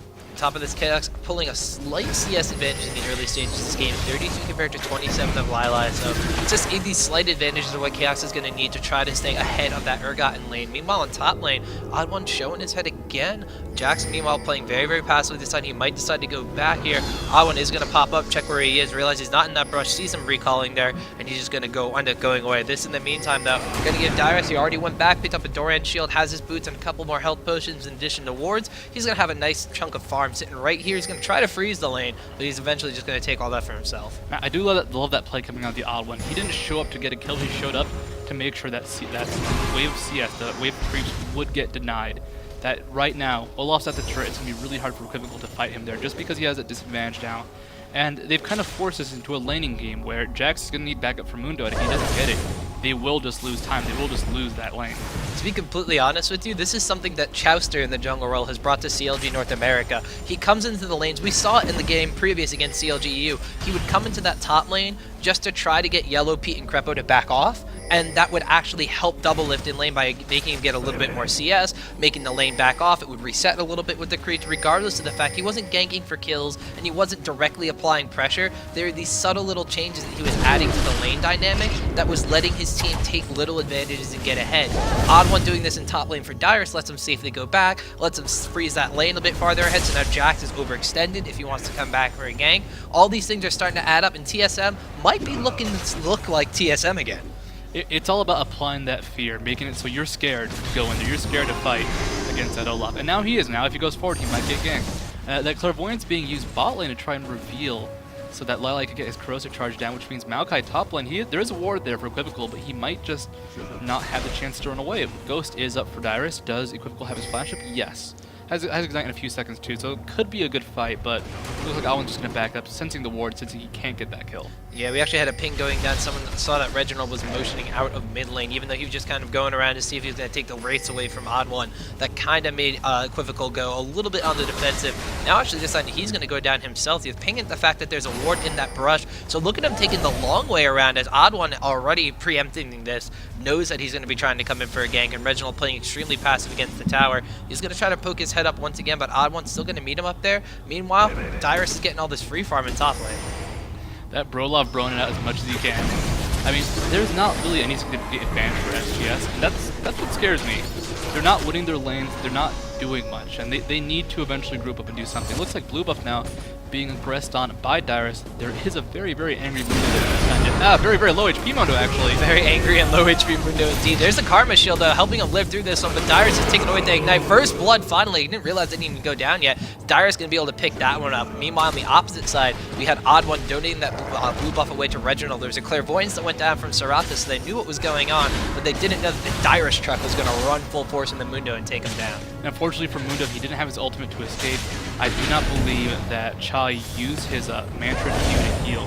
And that's a pretty important kill. Dyrus, if he gets ahead top lane, eventually he's just going to build tanky. He might build a little bit of damage, but the main focus is that he wants to really jump in, shut down someone like Chowie, shut down something like, well, really anybody in the back line. And it's going to be very easy for him to deal with him just because he's going to have that ultimate and cannot be CC'd. That's one of those things that we were talking about before, just basically amongst the casters before the tournament even started, was once Dyrus gets going for TSM, it's going to be a good day. But Reginald, in the meantime, coming down, showing his face in bottom lane, potentially wanted to go for a gank, but the SGS bottom lane of Lilay and Harlequin just doing a good job of playing back and playing safe, so they're not going to have Reginald coming down and just jumping in on them. Or are they? He decides to go in on Urgot anyway, using that ultimate to rush in. He has to actually burn the flash, so Urgot with the flash down, Soraka burning all the heals, and Reginald sticking around, potentially going to go down for another gank, but no, that Clairvoyance comes up from Soraka, they spot him in the bush, and potentially going to go back now. Lilay just being annoying as hell, making sure he can't go back safely. But really, the story's going to be top lane. 29 CS on Equivocal to 59 CS on the Dyrus. I believe they actually had a lane swap, but I do not believe Equivocal played top lane for SGS until recently. Oh, fight going on bot lane though. What's going on? Lilay taking a lot of damage, stunned in the wall. Can he do anything? Crescendo went off and it locked him in place, and it looks like that no one's going to be able to help him out with that one. Reginald, they're poking around being really, really annoying, but it wound up backfiring against him as Reginald just stuck around for a long, long time, thinking that he was finally gone. He was still in that brush, jumped out, Crescendo, condemned against the wall. Unfortunately, Urgot can't go anywhere despite how many legs he has. And TSM saying, oh, you're gonna keep us here? Alright, we'll stay here, we'll fight you now. Equivocal doing a lot of damage top lane, but guess what, that turret's now being pressured bot. Chowie roamed, or tried to roam bot, but deciding maybe I can't really do anything. Now deciding to finally go there, but not much you can do in that bot lane.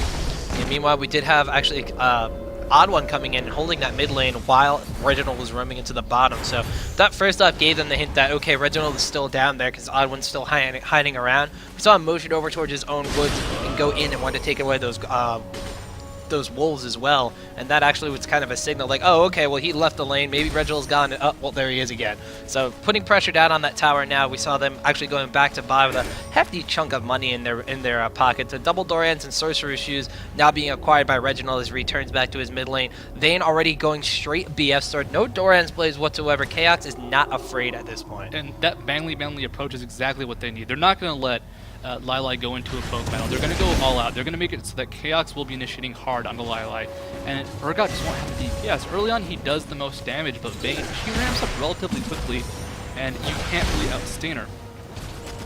We do actually have in top lane. Darshan is continuing to farm away, using those undertows to his advantage. 88 CS compared to 32. I think that deserves to be pointed out at this point in time. 1 kill as well. So Darshan actually with a huge gold lead over Equivocal or Equivocal. I'm going to say it both ways the entire matchup, so it really doesn't matter. But a huge lead over Jack in that top lane. Even an experience bonus of 1 level on him at this point. Well, Equivocal's a word. Equivocal, Equivocal. It's got 2 L's though. Okay, so. Equivocal. Equivocal. But I swear I speak English. Yeah. Well, Darkness is now up there trying to help out Equivocal, and it's not working out. There's not much that Mundo can do. He's based off that sustain slow from his axes, from his Q, and those cleavers. I think it depends on the skin, but that sustain CC is not going to work. They can't really do anything to Olaf. They just don't have the chase. Mundo can keep up, maybe Equivocal can keep up using his flash, but it's so much burn to maybe kill Dyrus. It's not going to be anything really reliable. He just has too much gold. Actually, he has a hard gold. I think he's building either a Philosopher's Stone, or if he has the gold, might just go straight for a Warmogs. Oh, we're going to have to see about that one. We do see Dyrus already with about 1k in the bank, even more, 1.1k in the bank, 3.6k compared to the 2k that Equivocal has. I'm going to get it right from now on. But continuing to snowball that lead in top lane, we talked about that's what TSM needs to do. We saw Reginald with a bit of an experience disadvantage. It was 2 levels against Chowie, now it's only down to 1. But besides the fact that they've gotten kills in the bottom lane, so they got Chaos rolling, they've gotten kills on Dyrus, so they have Dyrus rolling in the top lane. Reginald on Diana, he's going to want to roam around anyway, so if he can continue to push his advantages in other lanes, it's not going to matter as much as a team composition if Reginald falls behind their mid laner. If their mid laner can't keep up with him with assist, with ganking, and just positioning, they're going to get on the map because of these team engagements. So we didn't mention this before, but holy crap, look at Chowie's farm, 140 to 85. Karma's good, man. She's an excellent farmer, and Reginald did roam bot. Looks like they're going to be taken down by SGS. TSM, they're looking to fight this. They don't have Dyrus. Can they win a 4v5? Dyrus is locked in that top lane. However, Equivocal is down here, so it looks like SGS is going to be able to take this one. TSM not wanting to engage without their top laner, didn't want to be put in a bad situation. However, they still had a decent amount of poke, they had a decent amount of damage, and they were all lined up in Dragon Pit. Could have potentially been a crescendo going out, but of course that Urgot swap is going to be a very deadly potential threat. So SGS actually forcing them all the way back using that clairvoyance to their advantage as well, and continuing just to push their objective advantage, take that dragon, take the blue buff away from TSM. Even though they're still down 2 kills, though, they have a slight gold disadvantage. Looks like top lane Dyrus pushing down that turn, trying to be aggressive. Reginald taking their blue buff, making so for the SGS. Alright, they got 1 blue buff, they won't get 2. Looks good at Dyrus actually, who's totally new, but I don't know, both Diana and Olaf benefit so much. Gonna go to Diana though. Equivocal spots it with a ward. Don't know if we want to spot that though. Looks like Diana is going to rush in, but no Moonfall going up. Jack's going to jump back in anyway, though, but Dyrus is here. Chowie all of a sudden flashing in from this mid lane over here. He lands the tether down. It's going to slow them. Undertow from Dyrus trying to get back to slow on there, but Reginald now being chased down by Jack. Has the Grandmaster's Might on. There's a quick little slash away from Reginald. Looks like they're going to be able to disengage with this one. So TSM successfully take away the blue buff from SGS. Dyrus did not have the mana to fight. If not, that would have been a very, very bad situation for SGS. And unfortunately for Chowie, when he used his Manfred shield, it did not land the damage onto Reginald and onto Dyrus, so they couldn't really keep chasing that. 30 to 7, a bit of a change game. Well, they're actually going to go in here. Odd one flash, twisted advance going in. Chowie getting a decent amount of damage on the Reginald. Is he going to fall? Is he going to fall? He's not going to fall. Odd one actually saw that shield damage. You saw the shield absorbing the damage. Reginald barely getting out by the skin of his teeth there. The Ignite just not enough to take him down. So close. And I mean, if Chowie had taken more damage before he used his combo, he actually would have gotten that kill, but you usually don't want to think too much as someone like Karma, who is very squishy with that shield up. But really, that's the power of Karma. You may not see it all the time. Her problem is that it's hard to utilize it in team fights, but Soul Shield into her Q, the Heavenly Way, into her tether deals so much damage. It's just you don't have that ultimate. You have to go out of your way to set it up, which SGS have done with their composition. You can't forget the fact, too, that if Karma's going to get a tether on you, she's going to be able to position it properly and slow down or speed up the rest of her team. So a lot of people might not account for the fact that it might be moving a little bit slower, have that little bit of like a mini Shirelli boost going on as well. So Karma going to have a lot of utility on top of all the damage, and as you pointed out earlier, the farm she has, already 160 CS, pieces for a death cap in addition to that Chalice of Harmony just to sustain her from spamming mana at that mid lane. Doesn't have to go for the Athenes and Holy Grail very quickly because, well, she's not straight up fighting Diana. Diana's been roaming around and she's been content to farm, so by the time they get to the team fighting phase, she's going to want to have to burst people down with a lot of AP, not just build that Athenes on Holy Grail and not be able to dish out as much damage because she's being harassed in mid lane. Well, the CDR is incredible on Karma. Normally you just kind of wait on it just because you do want to go for the burst first. Someone like Orianna, you get some CDR, you can do so much damage just all across the board so quickly. You control. Karma's about to burst like you mentioned. Gank out a Lilac. Can they make this play happen? I don't know. Iwan's going in, but Darkness is already here. There goes the eventual Maelstrom going down, but Lilac's actually going to get a little bit aggressive. Bolt Exhaust going out right here. Chaos is going to wind up tumbling away. No ultimates actually have been burned yet. Actually, the Urgot swap went down, but I don't think he actually swapped anybody at that point. It swapped on the Chaos? Yeah. Alright, well I didn't actually catch that one, but Vayne I guess went backwards. I thought maybe it was broken by the Maokai Q. Might have been. It wasn't a huge distance if it was. But still, like, a great play coming out from TSM. Good defense coming out from SGS. Now they're trying to push down this turret. Reginald is mid lane as well as Dyrus, but Reggie did roam. They don't have the sight, so that's why SGS is going to go ahead and back off. But they still have their fight in them, despite the fact that Vayne is doing well. 133 CS to 136 on Urgot. But, I mean, Urgot is considered a working character, despite the fact that he's doing well. Chaos is really kind of hanging in there, and, well, the fights are very equal. It's about who catches who at this point. You can't really disagree with the fact that even though Urgot's doing pretty well, he has to build Brutalizer for the armor penetration on all his poke to get damage down onto Vayne at this point in time. And he's gone for that Hex Drinker already, so he's going to be going into that Maul to Malmortis. Not necessarily the worst thing in the world. You get the Hex Drinker shield on top of his innate tankiness and the resistances he gets from that swap. He's going to be a very hard champion to kill. However, you have double true damage on the side of TSM. Silverbolt procs, in addition to those reckless swings from Olaf, who's just sitting back in top lane, farming away to his heart's content, as we do actually see Equivocal in the bottom, now moving into the bottom lane, potentially going to try to set something up against Chaos. They just have so much true damage. I don't know about the Hex Drinker first. It's a bit of a weird pick, because the only magic damage comes out from Xpecial and from, well, I guess Alwyn does a bit, but Reginald for the most part. And I don't know if Reggie's going to really die for Lilac that much. Lilac, he's not normal AD carries. DPS will not be quite as high. However, he hasn't gone for a Glacial Shroud, hasn't gone for the CDR yet, so he's still not that tanky. At this point, he's a pretty squishy person, but if he has a Soul Shield on coming up from Karma, that might be enough. Equivocal is in the bot lane, they're looking to set up a fight just because, well, he goes top lane, he dies, so screw it, go bot. So, I mean, it worked out for Reginald. We had Reginald actually capitalize on the fact that he was able to roam bottom so many times. They actually wound up transitioning it into a kill for Chaos. So, maybe, you know, Equivocal going to be doing the same thing. Darkness, we can see creeping up through the lane. Well, he's still quite a ways away. Odd One, though, with those boots of mobility, has been able to truck himself back up into this brush area. So he's actually going to be prepared for the fact that maybe Jax and Mundo might dive onto Chaos and Xpecial. Jax is actually going to go back, though, has acquired a Phage in addition to a Dagger, which will mostly be a Zeal, or potentially, I don't even know, actually. Could be going for Berserker's Grace. I don't think he's going to want to do that, though. He could be going into a Zeal just to complete the pieces for Trinity Force at this point in time, but still, the story of the top lane, Shirelia's Reverie, Giant's Belt, 158 CS onto Olaf against 62 of Jax. He's so far behind, he needs items to be useful. Jax is someone who, like some characters, you can be ahead, and that's enough. Jax is someone you need X level of items, and if you're behind, and God help you if you're behind the enemy team as well, relatively, you are in such a bad position. So he's going to need to get his items. He needs something to be effective in team fights. Right now, he's a stun and a little bit of sustained damage, but he doesn't match it up at all to Vayne. He doesn't match up at all to even Lilac at this point, so it's going to be hard to make him useful in team fights. He might just be there for the Soul Shield and the Tether from Karma. If he isn't still going to have those available, then Chowie's going to be able to deal a decent amount of damage like we mentioned before. It's all about putting that Soul Shield down on somebody and getting the AoE damage in addition to protecting them and initiating that team fight.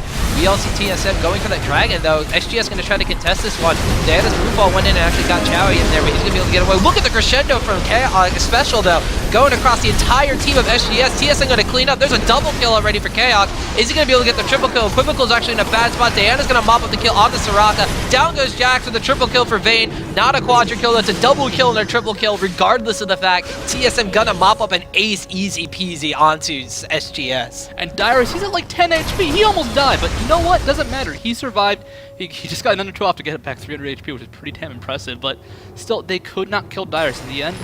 I mean, Charlie had to use his social before the fight started. He could not be effective in the fight just because he had to play so defensively. The catch onto Karma before anything happens is so important. TSM, I mean, they're up 0-7 now. No one died that fight. As close as Dyrus did, he's still alive. Now they're going to push down mid-turret. They can take this relatively easily, though.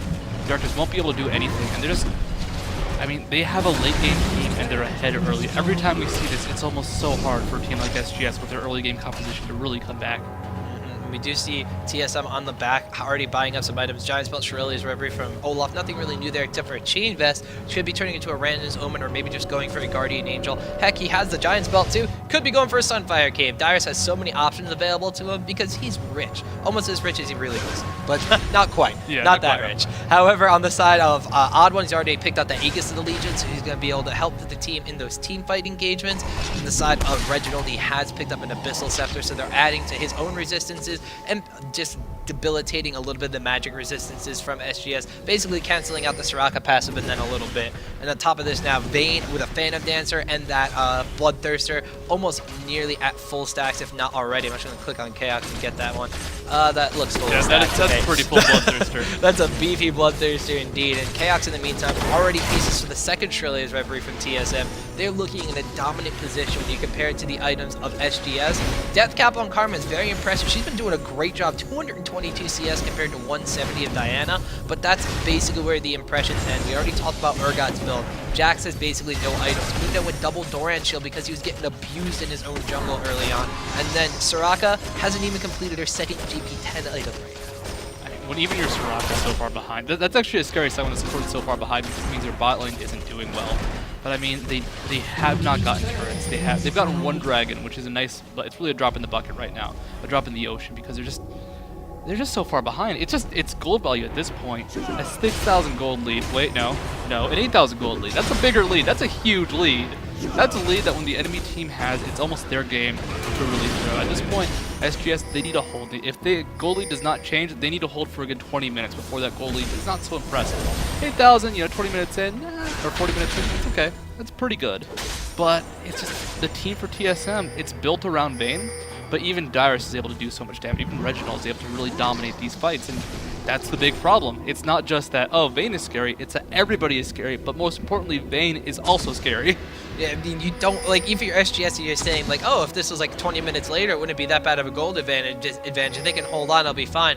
I don't know if I want to hold on for 20 minutes against the Vayne. That's just a scary proposition there. It's a late-game comp. They have Urgot. This is one of, like, okay, someone like Caitlyn considered early game, but still come back late game. Someone like even, not Caitlyn, like even Graves, who may not have the most range, still comes back fine late game. Urgot doesn't. Urgot does not scale as well as AD carries, and it shows it's going to really be painful for SGS if the game does go long. But if the game doesn't go long, they're so far behind, it means they've probably lost already. Now a 9,000 goal lead in favor of TSM. Yeah, it's just a little unfortunate for SGS, as we were talking about before.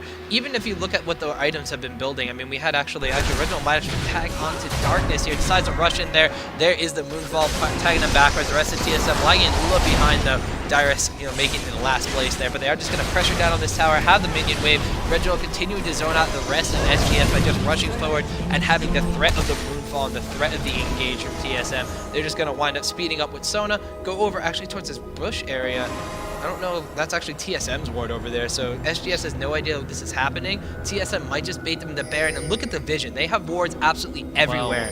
Wow. SGS, they have clairvoyance. They do have clairvoyance, but have they used it already? They just used it right now, actually. They spotted that TSM wasn't there. TSM might have seen it go down. They're actually pincering now. SGS, you gotta run. You gotta get the hell out of there. Odd One is going forward very quickly. There's a speed up there from Sona. Dyrus has not used the Shirley's Reverie yet, or so I don't think. Looks like, ooh, the tether from Chowie there, making sure all of SGS gets sped up by staying together. They're gonna run away and disengage, but now that they've chased him to the other side of the map, TSM's like, hey, look, free Baron.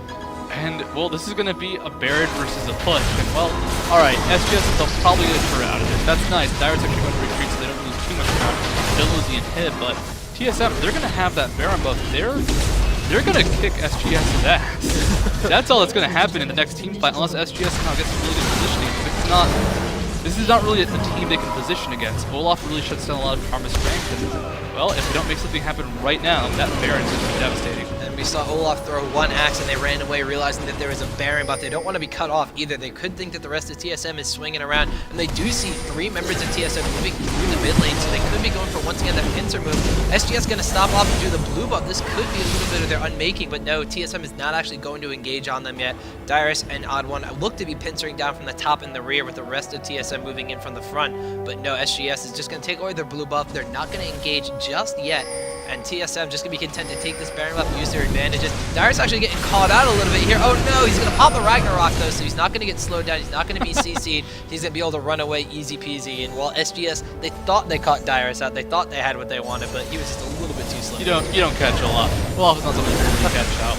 And look, with the CDR, his ultimate is already 1/4 of the way through the cooldown, so they're never going to catch Dyrus. That's unfortunate for them. They need kills, they need kills badly, but it's not going to come from Dyrus. Dyrus is someone who's going to die at the end of a team fight very, very slowly and very, very painfully. We do have SGS picking up that dragon, so they're going to continue to try to close the global goal gap. It's still a 9,000 gold lead at about 26 minutes into this game. 7 kills compared to 0, although SGS still has 2 towers, but TSM has 4 at this point in time. So this is the kind of more dominant, the more assertive, and the more we're actually going for objectives and going for kills and doing things a little bit more intelligently TSM that we've seen in the past tournaments, and this is really good. Maybe they've actually gotten a wake-up call in the previous matches of the group play, and they realize that, hey, we need to win this, we want to move on, we want to play against CLGU, redeem ourselves in that kind of matchup, and continue into the winner's bracket. They're not going to let SGS stand in their way.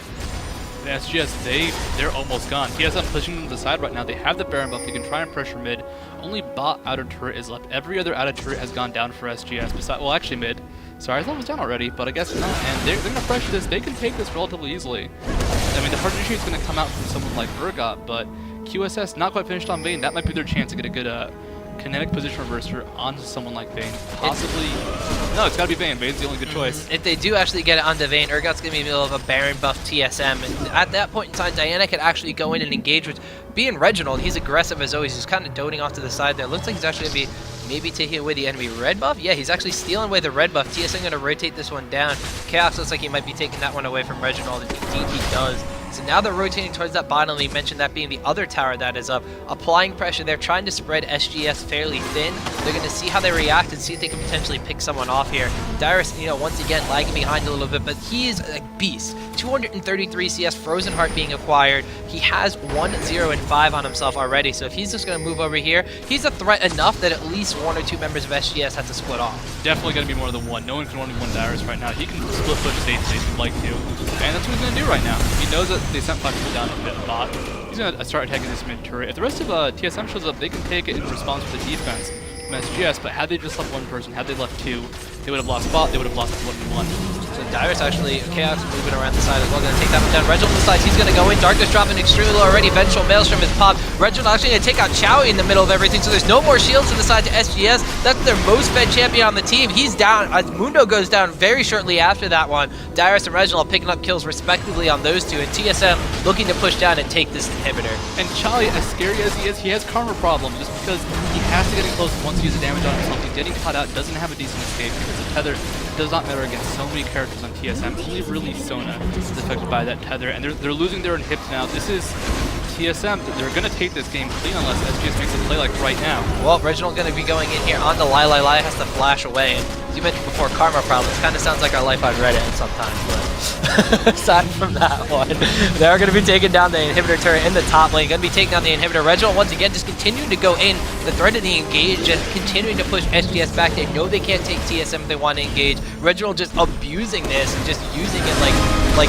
crazy. Crescendo goes off across 2 or 3 members of SGS. Chowie is going to be able to get away. Tether goes down to Harlequin, but unfortunately for them, Chaos is in the front and he's dealing damage away. Takes down Dr. Mundo, tumbling forward. Double kill has been acquired as he takes down Urgot. Toyz to turn on the Chowie, but he's taking some tower hits. He decides to back up. Hits minions once or twice. Leeches his life back. Goes back in. There's a triple kill being acquired for Chaos. Can he get the quadra before Soraka goes into the fountain? No, he cannot. He does not want to dive in there with Jax as well. That would almost certainly be death for him. Instead, he's just going to win the game. TSM going out in style 12-0 against Singapore Sentinels, showing them how it's done and getting into that winner bracket matchup. And Chowie last second right there, trying to go ahead, flash forward, use the shield to pick up a kill. TSM Chaos with a mana quit. But I mean, they were trying to get something until the very end of that game. They could not secure it. No, so unfortunately for Singapore Sentinels, they are going to be the ones that fall into the losers bracket. TSM going to be advancing into that winners bracket game. I believe they're going to be playing against CLG.NA, and that's going to be coming up rather shortly. Or actually, are we going to have that on this stream, I think, Studio? I think that might be us afterwards. I'm not sure. Not positive. It's kind of hard to tell what's going on sometimes, but I believe we're going to be taking up TSM versus CLGU. Hell of a match. That is definitely going to be one hell of a match. But story of this match, I mean, we're taking a look at it. TSM completely dominated. It was 12-0. 41 assists coming out as a team together for TSM. Nothing from the side of SGS. They couldn't get a single kill. Chowie was doing excellent in the mid lane as Karma. He got, 287 CS on that mid lane? Most in the game by far, actually. Reginald was pretty close with 233, if you want to call that close. Even Dyrus with 240, and Chaos on Vayne, who dominated everybody, only 235. So he was sitting back in that mid lane, feeling great about himself and just farming up. But unfortunately, when the top lane and the bottom lane, well, the top lane snowballed naturally because Dyrus was just able to take it. We saw that great play as he went to go for the trade on Mundo early on. They tried to pick up first blood. We saw him move down to invade into SGS's jungle and take away that blue buff, which are both really good plays, really aggressive plays, and he was able to do it safely because Reginald continued to roam bottom. Chowie wasn't able to roam the same way that Diana was with Karma, so he wasn't able to contest Dyrus nearly as much. The bottom lane got rolling with Vayne being ahead of Urgot, which never going to be a good thing, as you mentioned multiple times in the cast. Urgot very good early, Vayne really good late game, Urgot not so good late game, Urgot bad late game. Urgot no. I mean, the big thing was that it really came down to Chowie playing Karma, and Karma just isn't that character to carry a team on her own. If there'd been someone, if Equivocal had done okay, not well, just okay, been able to keep equal or a little bit behind Dyrus instead of that massive loss he had in terms of CS. If even Darkness on Mundo was able to do a lot in the jungle, keep himself relevant, they can dive forward, they can be the aggressor. But in the end, it came down to Chowie kind of being in the front line because there was no one else to really be up there to take damage. And well, once Karma's going down first to fight, once she has a Soul Shroud in defense before she can get the AoE on anybody else, you're going to fall behind, you're going to be losing that fight, and it's unfortunate, but, well, that's what happened. Yeah, it's very true. And even the fact we're talking about Equivocal and we're saying he just got absolutely bodied in the top lane. His CS 111 compared to Dyrus, who had 240. He did only dive once that entire game, and that was in one engagement in the woods where TSM really started to snowball the game forward. Unfortunately, he just had no presence for the team. Trinity Force, Doran's Blade, and Boots. Those were all of the items that he got the entire game. 5.6k. He almost had as much gold as his support Soraka, who didn't even get a GP10, a second GP10, until about the 20-minute mark of the game. So that just goes to show how hard that Dyrus shut down Jax in that top lane. And I mean, if you just want to look at the game, like the score screen to talk of the story of the game, that's just completely it. The Jax and Olaf storyline, it trickled through the rest of TSM's composition, and they just wound up working it out and really took a decisive game against SGS. Yeah, I mean, in the end, Mundo could not do much himself. Went 0-4-0, had a little bit more gold than Soraka. Like, there are 3 members of SGS within 500 gold of that Soraka, and that's scary. Support should be way in the back. Even if you do well, they're generally way far behind, especially when you're considering the solo lane, like your top lane. But they just got beaten up so hard. Dyrus got that early advantage, and he made it work. He snowballed it with the help of the odd one, of course. But once it happened, once they lost control of the lane, they did not get it back on TS or on SGS. And that's something that Jax is bad at. If the wave pushes up, if you're going far forward, well, if you don't have an escape or a way to push it forward because the other guy can beat you up, you're kind of screwed.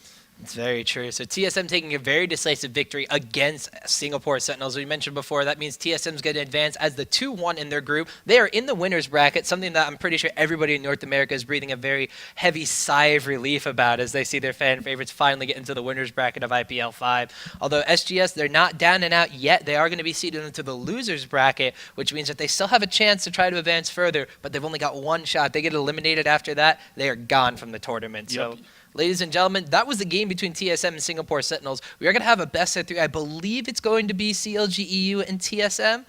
We're getting the nod, so that's what it's going to be. So as soon as that game gets underway, we will, of course, be jumping right into that one. But until then, guys, we're going to take a little bit of a break, but stay tuned. We got more action on the main stage as well. I don't know who wound up winning the M5 Curse game. It looked like M5 was winning. M5. You got a pentakill. Oh, well, you got a pentakill, okay. Yeah, come on, there you go. You got a pentakill. I guess that means that M5 wound up winning that game, but I know there's going to be another best of 3 on the main stage. You guys should check that one out, but I mean, I don't know. I kind of like CLGU and TSM, so I think they should stay here. Yeah, they'll chill with us. We can ask them to hang out. All right, guys, so like I said, after a short break, we'll be back with that best of 3. Until then, stick around.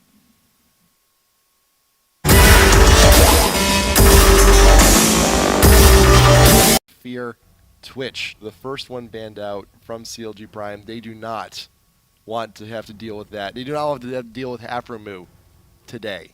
Well, Twitch is definitely a champion that we expect to see a lot of in this tournament. Yes. Fear's been using him recently. It's one of his strongest champions. We've seen Dignitas use him some. You know, a lot of people are definitely trying him out. So he's very strong. Diana also being banned out. But we'll see a couple of the things that CLG can maybe try and do. They've looked very strong as far as like their early aggression. We've seen Chalster in the jungle with Lee Sin. They might actually get that Lee Sin pick. So Lee Sin not being banned, that's like the first non-Lee Sin ban of this tournament. But they actually go with the Nunu. And we've seen Chalster play Nunu as well. Lee Sin, Cho'Gath, and Nunu are like his three primary junglers. He has a lot of flexibility. But that Nunu pick early on in the game, they can win a lot of fights. If it's a jungle Nunu, it could be a support as well, but it's a very aggressive jungler. I mean, the movement speed advantage that it gives to your team and the snowballs shutting down any early physical damage before many champions have their abilities leveled up enough, it can just easily win fights. And we've seen some really cool snowballs with CLG from that early Nunu pick. Snowballs with snowballs. I mean, that's how else would you do it? I wouldn't want to do it any other way. That's just me. But there is a slim chance it could be a support. Loco Doco, despite he's actually been with the team for a decent amount of time now, and he's only ever really played 3 supports: Sona, Lulu, Nunu. That's it. Four letters across the board. That's all he really does. But he is amazing with that. I want what's your opinion right now?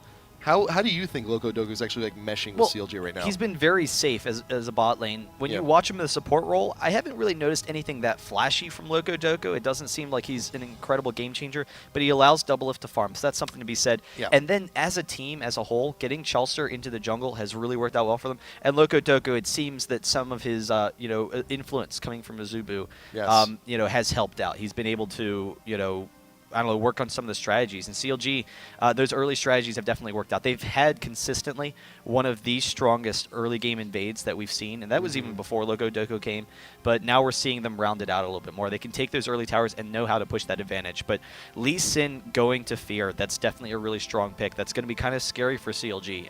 XIIyra, it's interesting. There's conflicting thoughts about XIIyra as a jungler because XIIyra at times he's incredibly strong. He's a very strong jungler. But a lot of people actually think that he's not that great as far as team presence. Like his ganks aren't that strong in team fights. He kind of struggles sometimes. But we have seen his early counter jungling can be up there right with the best. So we'll see what he can do. And his champion selection also is really all over the map. He hasn't really had any great success or any great fall offs with any real particular champion. He's still like trying to find his match, like what fits best with my team. Lee Sin in particular, at least in recent tournament play, not so hot. Yeah. So we'll see where he goes. He could still be a top Lee. There's still that ambiguity right now with Fear's picks, but with these 2 picks, Orion mid, Kog'Maw the bot. Well, Lee Sin in general is just very strong. But yeah, it'll be interesting to see what he can do there. I thought that Aphromoo might grab the Vayne, and I think Vayne is probably his strongest AD. But Vayne and Kog'Maw are 2 ADs that I really expect to be played a lot this tournament because live setting matches tend to go a little bit long sometimes. It allows you to get that really strong late game AD carry presence in there. So if they can control the front line for Aphromoo, then he's going to be able to pick up those kills. But it's Aphromoo versus Doublelift, who are arguably the 2 strongest ADs in North America. Right. So that's going to be an interesting thing. Aphromoo, sometimes when you watch him, he's incredibly strong in the lane phase. He's one of the best ADs in the world at punishing mistakes in the laning phase. That's where his strength lies. He's really good at taking advantage of those early mistakes. In team fights, if they can protect the front line, he's going to be safe. But a lot of times you actually see Aphromoo, if he feels threatened, he loses a lot of damage because he'll run in circles. He won't be able to just constantly be attacking like he needs to. And CLG has a team that can control that front line, so that could be kind of scary for that Cog. Yep, and also not to mention that during the laning phase, and this is Nunu Caitlyn that we are now looking at, and that is a very big push-oriented lane. And Aphromoo, he can be very aggressive, and this is really putting him out of his element, I think. I don't think, at least not from what I've seen, that many recent Kog'Maw games. So I think he may be in for a little bit of a shock this game. Yeah, we'll have to see. Cog, it gives them that late game presence. Aphromoo, his ability to focus down targets, but then also cycle between targets is pretty strong. So that's definitely going to be an exciting pick. He's going to have the early damage. He likes those champions that have damage without getting a lot of items. So like Vayne, Draven, they can win those early fights without a lot of items. So that could be very strong for them. But we'll have to see what they can do, because CLG, they might be going for an early push strategy. This is it's a very similar comp to what we've seen from them in the past. We've seen them run Trundle in the past when Hotshot was jungling, but Cho'Gath, as a jungler, he's such a safe jungler, but his Rupture, it actually works really well for poke and kiting teams, because his Rupture can completely get your team out of there. He's tanky early on, but then he gives you that ability to kite. So that can be strong, and then they can get the Caitlyn Nunu push, which is one of the strongest pushing lanes in the game. They can try and take early towers. Gragas can win the early game. We might see CLG group up like 15 minutes in and just try and push straight down the mid lane, because that's kind of something we've seen them do in the past when they're running like a Gragas, because of the control he gives under turrets, and having that Caitlyn as well. I honestly wouldn't be that surprised to see them just group up early on and try and bully their way into Fear's base. And also keep in mind, the Gragas is also going to be very critical to shut down Fear's game plan too, because Orianna, she's a very team fight oriented champion, and Orianna and Lulu together into fights, you're going to have two champs here which are going to be busting on into the front line. It's either going to be Lee or it's either going to be Aurelia. And it's like, hey, you want your initiation? You want your Orianna ball in position to get that shockwave off? No, here, have a barrel. Get out. I don't care. Just leave. Just leave. We'll just go ahead. Leave us alone so we can continue pushing your stuff in. Yeah, and the shields will help some, but you're right. The poke is going to be a little bit too strong for CLG against Fear, I think. But it's CLG using poke, I never. Yeah, right. Hotshot could have just gone Nidalee and just made it complete. Yeah, he could have. He really could have. But the benefit of having that Olaf is he can get into that back line onto Kog'Maw. They wanted someone that can get right in the face of Aphromo and, like we said, prevent him from being comfortable in that back line. Right. That's exactly what Olaf can do. So, it's going to be an interesting situation for them. But I'm excited to see what happens in that mid lane, because Mandatory Cloud, he's a very strong mid laner. I mean, he's one of the best in North America. And a lot of times people say that one of the issues with Fear is that Mandatory Cloud expects his teammates to play at his level. And he expects them to go in for kills and whatnot a little bit too ambitiously for them. But we'll see what they can do. Yeah. Gragas versus Orianna is kind of interesting, because around level 4, Gragas can actually kill Orianna if Orianna's out of position. But after that, it tends to turn into a free farm lane. But we'll see. They both have quick kill potential, and both have very aggressive junglers if they meet up in that mid lane. And I also hope that Fear's communication is up to par too. I was talking with Gnome Sane a little bit, and I know that they did not get as much practice time as they would have liked. I think the holidays kind of screwed up things a little bit for the team, but they're still here, they're still present, and we will see what they do. Also, one more quick note before we get too in depth into this: Chowster on Cho'Gath, that is his most played jungler. Yeah, he's very strong. He's very strong. I thought your note was going to be how they're on the blue side, but that is also true. But you're right, and they are also now nearly all bot lane.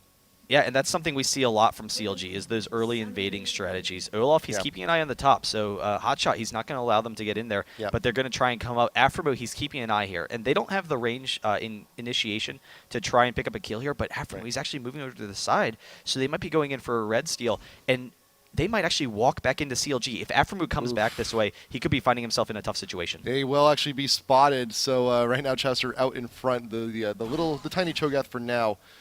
Bug for bug. He's like, okay, we know you're there. But here comes Zuna actually face-checking into the bush, going to get the Equilibrium Strike on to Hotshot, but he's still still throwing down those axes and getting those refreshes. He's already down to half, but Zuna will not be wasting any summoners just at this point. And CLG just decides to go fall back on into their bot Tribrush. And, it just dawned on me, too. That blue side note is pretty good, because remember what happened at Worlds? They lost because they never got blue side. It's like all of our strats.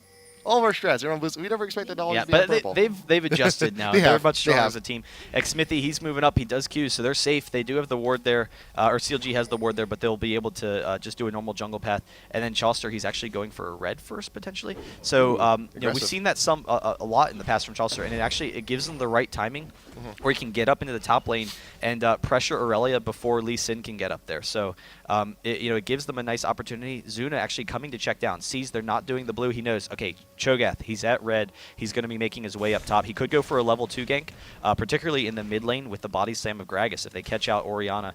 But we'll see what they go from there. Yep. So here come farming there in the mid, just pretty easy. Hotshot. Zuna did come back. He did decide to back heal up. You do not want to be entering lane half health. That's just never a good prospect. Yeah, and Hotshot went back for the mana as well, but no one burning any summoners early on. But you saw, that's the point. You saw the early damage that Olaf has, and it's going to be an interesting lane. It's a skill matchup lane. It is. But Olaf, he has the potential to take down Aurelia. And also, we got to take a little bit of little bit of notice down here in bot, because we'll see how the push-oriented strategy here from CLG goes. Because you got Nunu with Caitlyn. Caitlyn has some of the best range. Was that the cleanse? No, it's just orb. She's not cleanse. Orianna has the shield. What am I talking about? You got some harass going from MuffinQ just to keep double lift slowed. And Locodoco didn't actually go Blood Boil first, I don't think. Doesn't look like it. Went with Snowball first, which is the stronger play on Nunu. The Snowball, it allows you to counter out any AD aggression, particularly against Lulu. So if you go the movement speed first from Blood Boil, then it'll allow double lift to harass a little bit more. But if MuffinQ was then aggressive with that Lulu pick, they would actually win the lane at that level 1. So you go the Snowball first, it's the safe route. Mandatory Cloud in this mid lane now, and this is right where we're talking about. With that body slam with Gragas, you can get quick kills, and Lee Sin will want to make his way down as well. But Mandatory Cloud, he's playing very passively because he knows that Gragas, the cooldowns are so short. If you hit one body slam on Orianna, you can follow up with a second one and pick up a kill, even just 1v1. Yep, and there was a ward over there in the top river, so ManCloud did know about the presence of Chowster. And you saw xXIIyra making his way down, just stayed on the side of the river, up over on the ledge, right on the opposite side of the Wraith. So just in case Chowster did decide to get a little brave, he would be having the great position just to get the Q, be a presence, and be a part of that team fight. And so far, Mandatory Cloud's been using his ranged harass advantage to bully around Big Fat, but Lee Sin keeping an eye on mid as well, and we'll be moving up into the top lane, so we'll see what he can do there. But Chalster moving in the mid again. There's the body slam. They get the slow. He has the mana to follow it up. The silence, the rupture doesn't hit. Mandatory Cloud, he's going to try and get this flash over the wall, but actually just backs off, so he's very low, but is able to get out of there. Still no summoners burn there in the mid. Very smart play, and also great utilization of the shield too, just to stick it out a little while longer. xXIIyra here, top lane. Does a Hotshot actually see him? Is it, yes. Yes, he does. Oh, no, he doesn't. He's right around the corner. Oh, the other side, okay. So he's right around the corner, even though it seems that he should have been able to see him. He did back up in the bush, but I think he was right in the shadows. Wow. And Cho, maybe he did see him. I think he did, because Chalster did come for these wolves. So some nice early jungling there. He has a level advantage over Lee Sin. And Lee Sin's generally a fast jungler, but Cho's a little bit faster, so he's taking advantage of that, and we'll see if he gets an early lead. Yeah, xXIIyra tried to make something happen, but you recognize... Oh, rupture from the shadows. There you go. Chowster coming on in. Onto the side. ManCloud, he's going very low. Does burn out the flash. Was not ignited. Big Fat used it earlier, but the Chowster did get pretty low on that attempt, so good on ManCloud. But xXIIyra will be able to make something happen here in the mid. There's the Q just barely out of range of Chowster. That could have been huge, but at the very least, Lee Sin and his presence helped push CLG back. It is still a 0-0 kill game. Yeah, that was really close. I thought they were going to be able to take out Mandatory Cloud there using the shadows on Cho'Gath, but bot lane so far, Lulu's had actually done some a nice job harassing, and MuffinQ is a very strong support. He really helps out Aphromoo a lot. So Aphromoo has been able to farm despite the fact that Caitlyn is probably the strongest AD laner in the game as far as harass and just controlling the lane. So we'll see what they can do there. Lee Sin, in the meantime, he's making his way up top for Hotshot. So you got Aurelia. Zuna does get the slow, forcing the ghost out from Hotshot, but will it be enough? xXIIyra just waiting for the right moment to go for that slow. Got vision in the brush. Will he be able to do it? You got the strike and the ignite, keeping him behind. He's got the health potion going, but it will not be enough. First blood going to Fierce Zuna there in the top lane, and he's in a great spot now. Yeah, Hotshot trying to juke back and maybe bait out the Lee Sin slow. That would have allowed him to get out of there, but just a little bit too far forward and no early wards to keep an eye on Lee Sin. So, that's kind of a failing on a lot of the NA teams that you see is that they don't drop those early wards like we saw from the previous games from like TPA and World Elite. But we'll see what he gets up there now to try and protect himself. Once he hits 6, he should be safe. He can play aggressively and know that he's going to be able to get out of almost any situation. But, early level advantage kind of struggles. But also remember too, we talk a lot about top lane, and a lot of the mentality of the pros is that top lane is an island. Not many teams actually make a lot of presence there in the top lane. They just kind of leave it to their own devices. But to see that aggression come on out is like, well, force them to buy the ward, force them to play a little bit more different than they usually would. And you see Olaf, Hotshot, he did buy one, throws it down into the top river, so hopefully it'll be a little bit more protected. But if xXIIyra comes in through the top Tribrush, he will actually still go by undetected. And Chalster's moving in. He actually wants to get this blue steal. Lee Sin is backing, even Oh. though his blue is going to be up. So Chalster, he's going to move in with Gragas, and they're going to be able to take this. Lee Sin, he cancels that teleport, but they're in a dangerous situation. Loco Doco's here as well. They should be able to get the feast, maybe. CLG barely taking it. Can they get it? Yes. Nice. So Chalster, he actually does Didn't- grab that in the end. Didn't even without feast. smite. Without smite. Yeah, he's only level 5. He's only level 5. Didn't even. The pressure was just not there from Fear, and that was great though. Great from Loco Doco to come on up, just in case. Get your snack on. Get that blue steal. At this point, it doesn't matter. It's like, as long as they can't have it, that's a good spot for us. Yeah, and it was a little bit surprising. It seemed like xSmithy almost forgot about the timing. Yeah. You know, it didn't seem like they were really prepared to control that blue. Yeah. And so losing the blue on Orianna versus Gragas is really key, because if Big Fat, if he can get his blue, that's going to allow him to outfarm Orianna or, you know, come back in this situation. And it's... I mean, they definitely both spam a lot to try and farm. Yeah, it's kind of weird. It's just he's there in the wolf camp. He's like, oh, my blue respawn. I should probably stop backing. It's just like, oh yeah. Though to be fair, those timers. To be fair, he did notice Yes. Gragas coming over, so he could have been recalling in case he just needed to get out. And he's like, okay, I can leave the recall going. If not, I can cancel it. So Right. he gave himself options, some quick damage onto Aphromoo. There's the Is it ultimate. enough? Not going to be enough. Oh! Just barely. Oh, the Oh! minions take him down. Wow. Aphromoo drops. And so Gragas Wow. going for the blue, but really awesome damage. The quick burst from Caitlyn and double lift. Caitlyn and Vayne have been his bread and butter recently. Yeah. If he wants the late game, he goes with Vayne. If he wants the early game, he goes with Caitlyn. So Yeah. definitely It's- taking advantage of that. Shame. I'm pretty sure Muffin Q's shield would have been down because he's usually on point with that kind of stuff, and he also was not 6, did not have the ult. Hotshot blowing his ult, wants to get a little bit of push. Zuna actually using his also, but xSmithy is here, Jouster's here. No huge kills. Nothing really happening here top lane. Both of the junglers have great presence, able to dissuade the other. But yeah, those blue buffs being down now, Gragas benefits greatly from that blue buff. Keep on throwing those barrels, safe, passive farm. Orianna, though, really needs that blue. You're going to be throwing that orb every which way. So Big Fat is going to surge ahead in the farm here while that blue buff is still And up. Orianna going with double Dorans as opposed to Chalice, which is Yes. Chalice has been kind of how we've seen Orianna's build for a while now as that first item. The double Dorans early on, it gives you some mana regen, but it gives you early game potential. It's a little more killing potential than Chalice gives you, and a little bit more survivability, which is key against Gragas, since Gragas is going to look to win those early fights. Right. So an interesting decision by Mandatory Collide. I think it's the right one, and we'll see what they can do. xSmithy moving down, he does have that Madred, so he can try and pressure Baron, or I mean Dragon. He does have enough to actually solo it. So if they get a pink ward over there, Fear can actually solo the Dragon at this point with Lee Sin. Also, keep in mind, going back to the mid too, there's been a lot of presence from Chester to mid too, so that extra health is actually going to be coming in handy quite a bit. Well, Chaucer's generally, it seems, winning the jungling battle so far. Yeah, And it's the whole presence from his entire team, but he's very strong right now. He has 3 stacks. Yes, just now 3 stacks. So he's very tanky. 1,500 HP at this point in the game, is pretty significant. So we'll see what he can do, as far as forcing these early fights. And we saw it, and we said it. We said this earlier with We versus FNATIC. A lot of people underestimate how huge those stacks are early in the game. How much of a difference an extra 100, 200 health can actually be in those fights, in those ganks. So we'll see if he makes any more moves. He's actually going up and around behind the blue buff area. He recognizes that the lane is warded, and actually got Gragas charging over the forest wall to Muffin Cutie and Aphromoo. I think they're a little bit unaware of what may be happening as soon as the wave pushes up. But Loco Doco, along with double if they're going on, Chaucer and Big Fat, will you stick around? They know they see Lee Sin actually taking the wolves. Will they do anything? There comes a rupture down onto xSmithy. There's the barrel to keep him behind. You got the feast coming in too, and the ignite will be more than enough. Big Fat getting that kill on a Lee Sin, a little bit unaware. Yeah, and they jungle. realize the blue, it's not up for another minute now, so it's kind of surprising for them to go into that blue side jungle, but that's exactly what they were thinking. They knew that Fear wouldn't expect them to be there. Like, it's not, there was no reason for Gragas and Cho to be there except to try and pick up kills, and so they tried grabbing someone out of position. They were maybe going to dive the bot, but they decided not to because the minions were pushing away from them, and Doublelift and Loco Doco weren't pushing the tower fast enough, so they've catch Lee Sin, and that's a nice early advantage for them. Yep.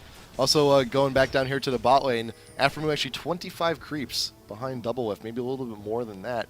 And it is strange to see him in kind of like a defensive pose here in the bot lane. But Kog'Maw, though, he does ramp up quite a bit Once he starts getting those early items, get a Zeal on him, he should be fine. But it's just a matter of how big Doublelift can actually get. You already have the BF sword, could be going for the Thirster pretty early on too, and just all of that push potential that Locodoco is providing. He's also got the GP10 for himself too, so that's going to be huge.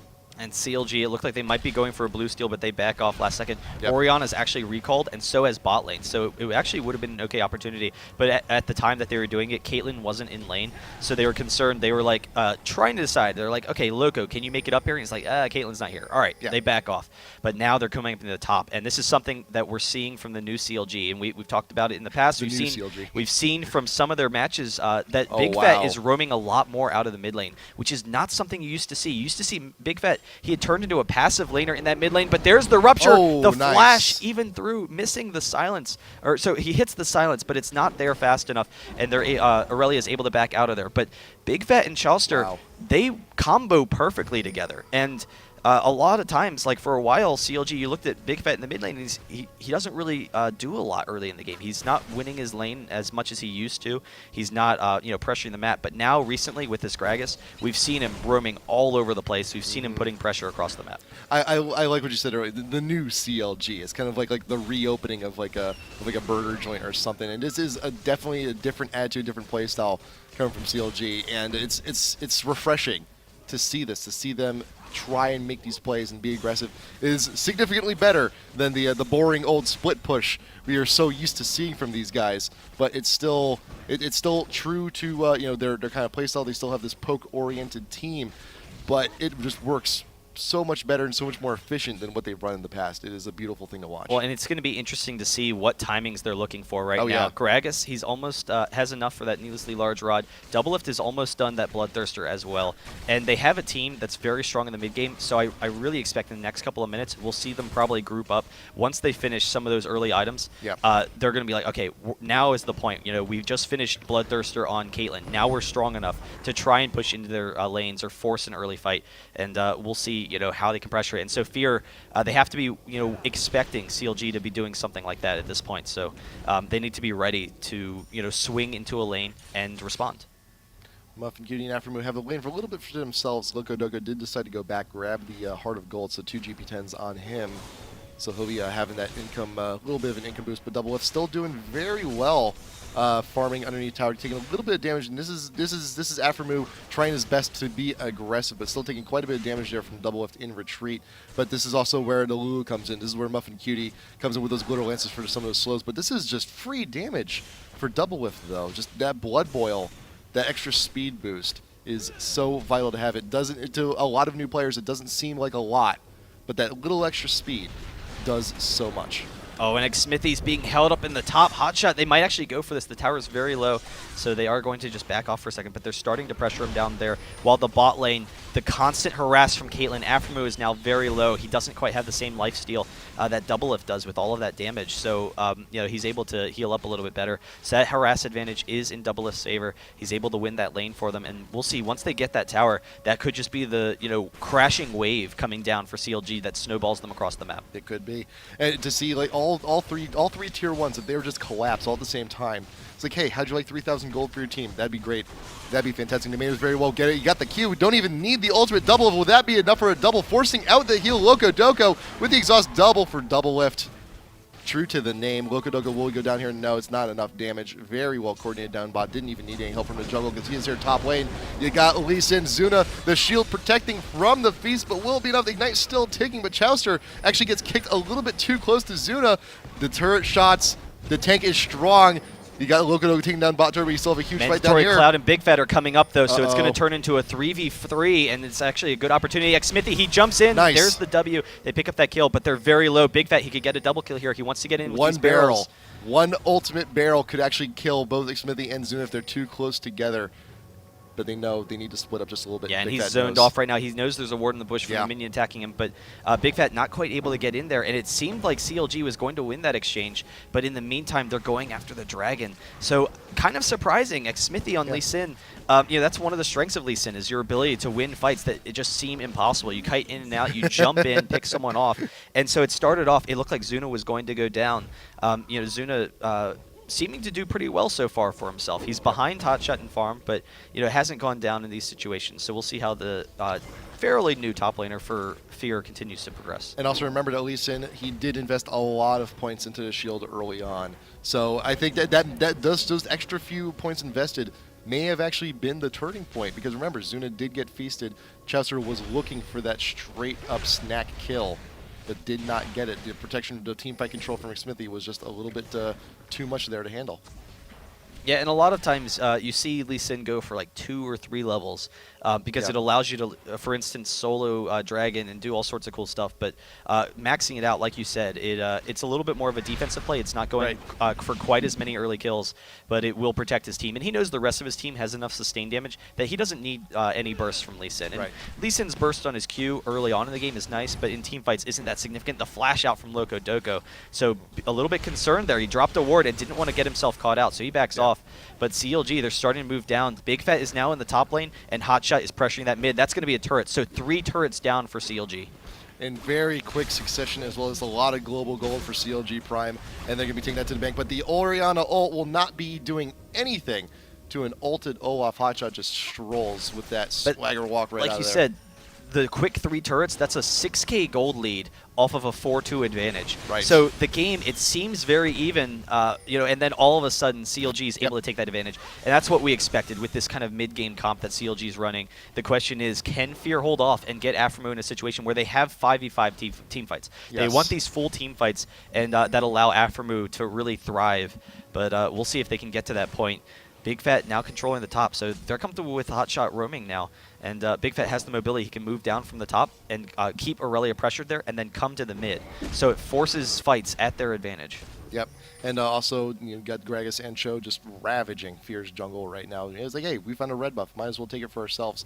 And xSmithy looking to just harass Hotshot just a little bit, just to try and open up some opportunities for MainCloud actually farm. But while they're doing that, though, you have the ward. If that ward was not there, there would have been no clear. That could have been a very quick double kill. Yeah, they would have been able to grab that very quickly, but Chalster so far has complete map control for them. You see the wards across the map for CLG, and then having that Oracles as well, so it's allowing them to do this really aggressive split push, which is where we've seen CLG thrive in the past. And that's going to be difficult for Fear to group. The biggest counter to a split push is, one, stalling champions, but mostly you want to try and force engages. You want to try and pick up kills against people that are split off. But when CLG has complete ward coverage over this map, that's going to be very difficult for Fear to do. Right. But also, remember too, one of the best things against split pushes is also the Baron. And Fear, if they can manage to sneak it, you got the Rekkles on the lead, you got Aphromo Kog'Maw building up into that attack speed, that percentage-based damage. They do have a relatively fast team once they start itemizing well to grab objectives like Baron Dragon, if given the opportunity. But if this ward control continues from CLG, that opportunity is going to be very slim. Yeah, but CLG, they're in a position right now where I would really expect them to group up and try and take down some turrets, because they just finished the Rabadons on Gragas, and Caitlyn had already finished that Infinity Edge. So Infinity Edge, as opposed to the Bloodthirster, gives her so much more sustained damage, and I actually like that build a lot on Caitlyn. It used to be common to go the Bloodthirster, but one of the issues with Caitlyn late game is that she has no sort of ramp. She has nothing in her kit that scales that well into late game. So she doesn't have a natural buff ability like Kog'Maw or anything like that. Having the Nunu helps, but having those crits will give her the single target damage that she sometimes lacks. And being as far ahead as he is, Double Lift is going to be in a great situation now. So we'll see if CLG forces any fights. The thing. Look how much farm you're ahead. You're 3-0. You have the money. You might as well spend it. You might as well invest. Get that advantage. You still have the Vamp Scepter too for that residual lifesteal. You don't necessarily need the Thirster to have your sustain in fights. Just the Vamp Scepter on its own is more than often sufficient. And so we'll see what they're doing. They're still holding onto this bottom lane. They're not trying to be too aggressive here. They're just slowly waiting. Maybe they're actually trying to hide, I think, for the moment. So they have CLG, they have Big Fat pressing the mid, and I think they just want to group with Chalster, try and grab this tower really quickly. And we've seen CLG go for the tier 2 towers quickly sometimes, but we'll see if they can maybe go for it and if Fear can respond. Yeah, everyone's kind of just like, hey, this is your lane, this is my lane, but Chester will find that ward over by the blue.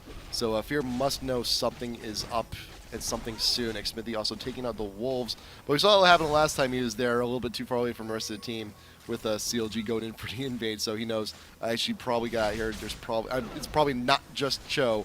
I'm probably found out by someone else here. You got the Scream, not gonna be landing at silence, but you also notice too, xSmithy does have the oracles of his own. So it's just it's a ward battle, it's a vision battle, it's an information war, as we're between these two teams right now. Yeah, and CLG's easily winning that battle. xSmithy does have an Oracles himself, but he's nowhere near as tanky as sOAZ is. Right. So, again, that was a concern with FNATIC versus World Elite, but Lee Sin, there's the threat that he's going to go down quickly in a fight, and once they lose that Oracles, that's going to be devastating for them. But as long as xSmithy can hold on to that, he can get rid of all those wards in their jungle, and you're seeing he's already gotten quite a few. Oh, yeah. But that's going to allow them to just passively farm, which is what Fear's wanted to do so far, and CLG hasn't been forcing any engages. So it's allowing COG to get later and later into the game, and if COG gets farmed, you never know what can happen at that point. If they can protect COG long enough, protect the front line, then he's just going to be devastating. And he's itemizing correctly. He's going straight on in for the Infinity Edge. He knows he needs big damage, and he needs as much of it as he can very soon if he wants to stay relevant in these team fights. But the opportunities, they're going to be trying to go to counteract this blue invade. CLG does take it. Big Fat takes it for himself, and there's a pursuit come from xSmithy. He does a little bit of vision. Well, they can't fight him right now. They There's can't. no way for Fear to come in here. Look at Big Fat. The Big Fat's positioning right there. He's waiting for the prime opportunity. If he can get one barrel, if he can isolate anyone, he's going for the dash. There it is. Zuna pressed up against the wall. ManCloud now with the team. There is the Oriole. Getting 3 members of CLG, but ManCloud will be able to get out. He has a shield, flashes over the wall. He will be safe. Hot shot charges out in front with the ultimate. But Zuna a little bit too far away from the rest of the team, but there's the speed buff and the shield from Lulu, and eat a trap on the way. I made it out of that fight. Good for me. I deserve a cupcake. And that's honestly surprising that they were able to get out of there, but the Orianna ult was just enough to dissuade them. So the Orianna ult, is just perfect for controlling, but they're all low. They have to back off, and now CLG can maybe pressure mid, or maybe they actually might just transition into the top lane. So they're just keeping up this pushing pressure. There was never really a threat of them losing that fight. The only thing that could possibly happen was for them to not win it. So Mandatory Cloud doing a nice job getting him out of there, but it looked like they were going to die, because I was honestly surprised when Fear, when they walked right around the corner, and they're going to kind of put themselves in a bad spot. I thought the Greg Assault was just going to instantly win the fight. It was fortunate enough that the position just wasn't right, because if anyone got blown backwards into CLG, that would have just been an absolute disaster. The jungle walls did enough to actually keep people pinned, but not really displaced. And remember too, that if you ever have to move past a hard object, the remaining travel time does translate into a hard stun. And the members that were displaced and were stunned for that period of time weren't quite in the vision range of CLG, or were not quite in the most reachable of areas. Yeah, but we'll see what Fear can do here. You're right. The vision did have something to do with it. Fear did a really nice job of kiting out of there. Yep. They have some nice movement speed. They were able to get the slows from Lulu and whatnot. But I don't know. We'll see what they can do. They're keeping all the lanes pushed, and so it's just constantly giving them nice farming opportunities. They build it into a 7K lead, so not that much more significant than the 6K. But you have this feeling that CLG is just waiting to pop and just waiting to just instantly win this game. And just take an inhibitor. So we'll see what Fear can do to try and stop that. And you look at the big damage now coming in from CLG. Needlessly large rod and the chain vest coming in onto the Big Fat. Gonna be the Zonias later on in. Nunu has completed the Zeke's Herald, and that in combination with the Blood Boil, Double Lift may very well get to very close, if not completely at 2.5 attack speed. And that is the best item you can ever get onto someone like a support Nunu.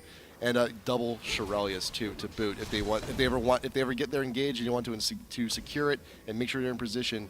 You got to, just in case one breaks down. Yeah, they want to know they can force a fight, and it seems CLG actually, they want to force this Baron. They have the Oracles down there. There's the Rupture over the wall into xSmithy. The barrel as well. xSmithy will drop very quickly. He does go down, so losing that Oracles. Zuna trying to force the fight here, but CLG wins it very quickly. Hot shot chasing down Muffin Cutie. Aphromoo nowhere near in position to take any damage. Muffin Cutie, the ultimate, the Caitlyn block onto Aphromoo. Big Fat does actually go down, and Aphromoo turns it around a little bit, but you saw the entire fight. Aphromoo, he wasn't even in it. I mean, they were not in position to be able to fight CLG, and CLG forced it. Mandatory Cloud may also still go down here. You got the silence followed up by Rupture. There's a snack. There's a shot. Double is still managing to pick that one up. Mandatory Cloud just a little bit too far out. And they were in an okay position. Fear was in an okay position. It was a 1-for-2, but now with Mandatory Cloud down for quite an extended period of time, CLG the Arc. Double lift, I didn't even know you could do that. I did not even know you could Yeah, actually it's one of the do cool that. things with Caitlyn. A lot of Wow. times you can even sneak the Baron. If you, we've seen it before with like a Zubu where they would have dashes over the walls and to try and sneak it, but they take it very safely. Right there, there's one little spot on the edge. There's a gem right there on the ridge. That is the point if you ever want to, you know, dash or shoot, or in the case of Hot Shot, want to Shyvana ult over. That is the spot. That's the one. And It used to be there was a spot where you could smite over the Baron wall. Yes. But, that was removed a while ago, but they're able to get a really nice lead, 10k gold lead. Now Baron buff is on them. They have a team that's very strong at taking down turrets and poking at the turrets. So Orianna can clear the waves pretty effectively to try and stall them, but Gragas can zone them with his barrels while Caitlyn is just destroying Fear's turrets. Yeah. So I wouldn't be that surprised to see CLG just make their way up right up in that mid lane. Though who knows, maybe they'll go for that split push again. They'll just allow Hotshot to slowly push down the top while the rest of them are, you know, in another lane. Like, hey, guys, I'm a little reminiscent for our old strat. Can't we just, you know, do it once more for old time's sake, please? We're in a position to do it, might as well. But remember too that this is group stage, this is LAN, this is the big show. The best option you can do. We've seen teams also do it here in the previous matches of other groups. Play it safe. Do the right thing. If the game takes a little bit 5 minutes longer just to secure the victory, you might as well do it because there's a lot of money on the line here. Oh, and you see Loco Doco just tanking that turret for a second with the Baron regen. They're going to be fine. xMithy coming over the side. There's the rupture. So seeing if maybe they can catch him out, but already a lot of damage from Double Lift. Look at how low that turret is. So putting a lot of pressure on that turret, and Big Fat, he's actually taking the blue. So once he gets that blue, he can group with his team mid, and they might be able to go for this. It's a struggle. It's a struggle for Fear to actually take stuff from their own jungle at this point. You saw how much of a crate that could have been a potential engagement and kill onto xMithy just to simply get the race. That's how far behind they are. That's the position they're in right now.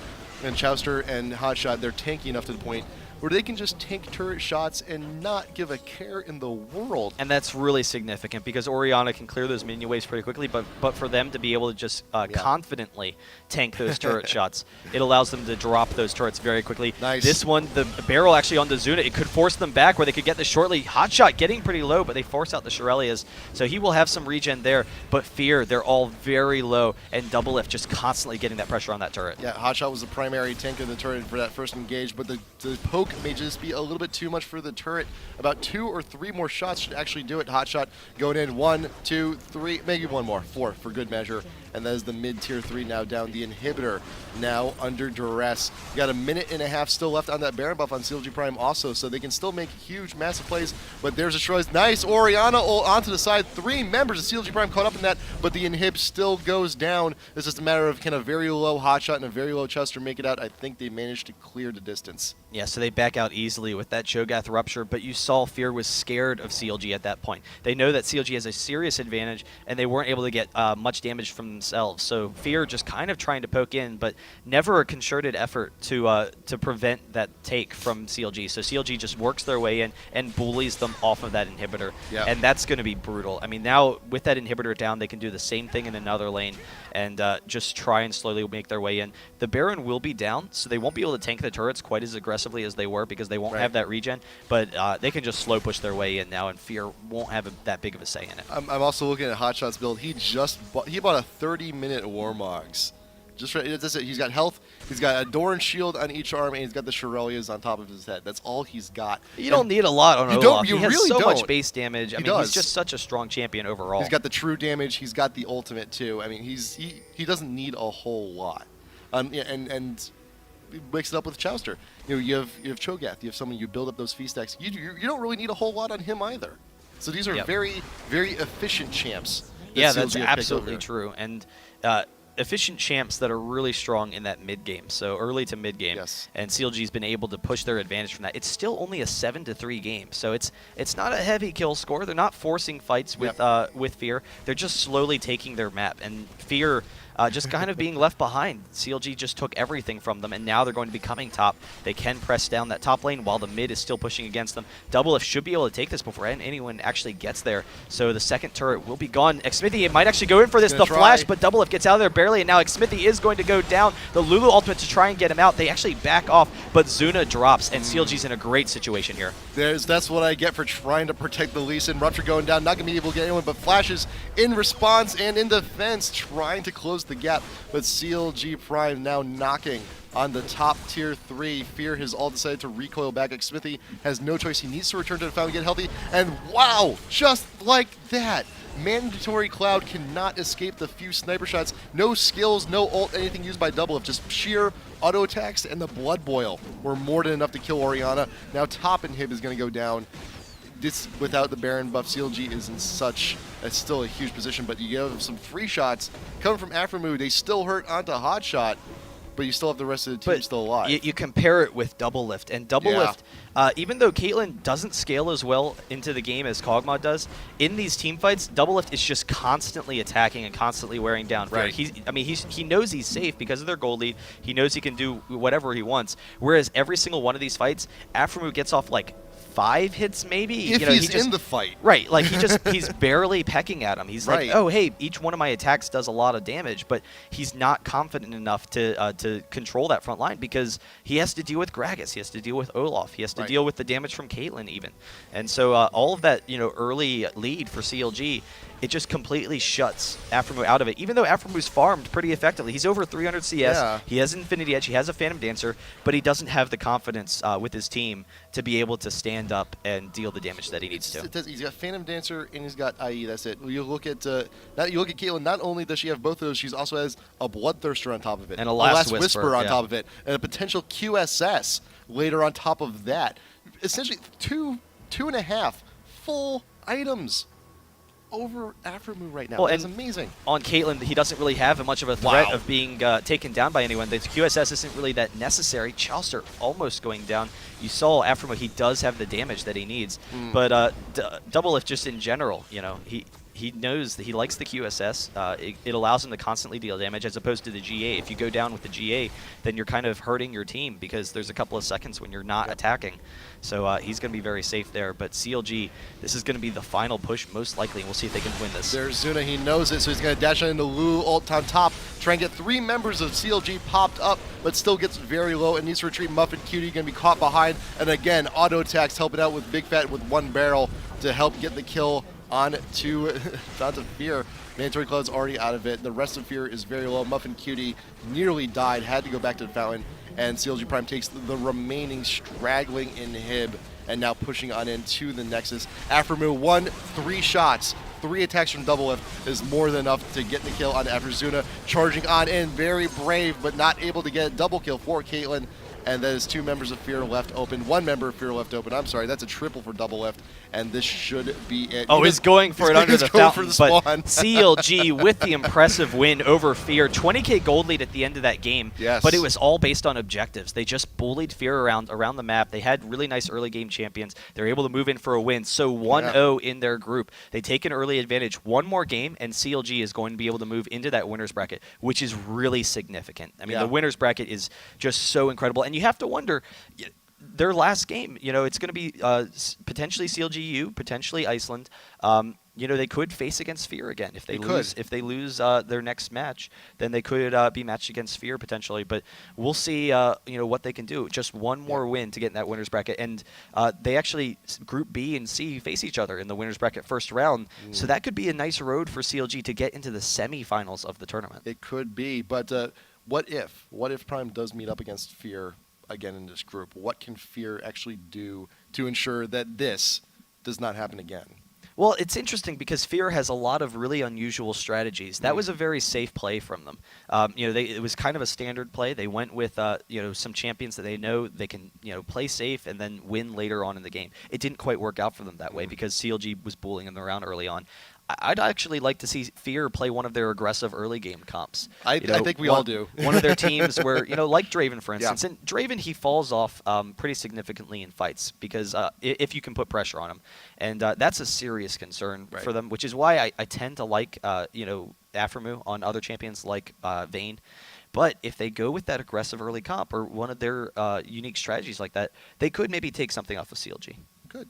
I'd like to see that, and But again, it is best of 1, so that's only right. in the situation that CLG then loses their next match and Fear wins their next match. Right. So, but let's keep in mind though, Prime more than likely going to be going up against their brother team EU. Yeah. Which, well, let's face it. You know, a lot of people say the EU brother is the better brother. But how much practice has EU had recently? They've been roaming all over the world. They've been sitting in the U.S. They've been traveling. Some taking a break as a team. So you have to wonder where they are as a team. They kind of just pick whatever solo queue champs they enjoy, and that's going to be tough for them. Yeah, so and CLG might be in the position to take it. And I know, some of the practice has been lacking. I talked to Wicked earlier, and so what kind of research have you done? Looking, coming into the event and said, we don't research teams; teams research us. Oh, of course. So that's got. But we'll see. I've heard there's going to be some interesting things from Froggen this weekend, so I'm definitely looking forward to it. I'm looking to watch Snowbase look at stuff. Okay. That's just me. But once again, guys, thank you. That's our first 3 games of these rounds. Yep. We'll be continuing with the group stage. You can keep up to date on everything with our brackets and whatnot. We're actually going to be cutting off, and it's going to be freaking Jet coming on afterwards, and they're going to be continuing with some of these group stage matches. So right after this quick commercial break.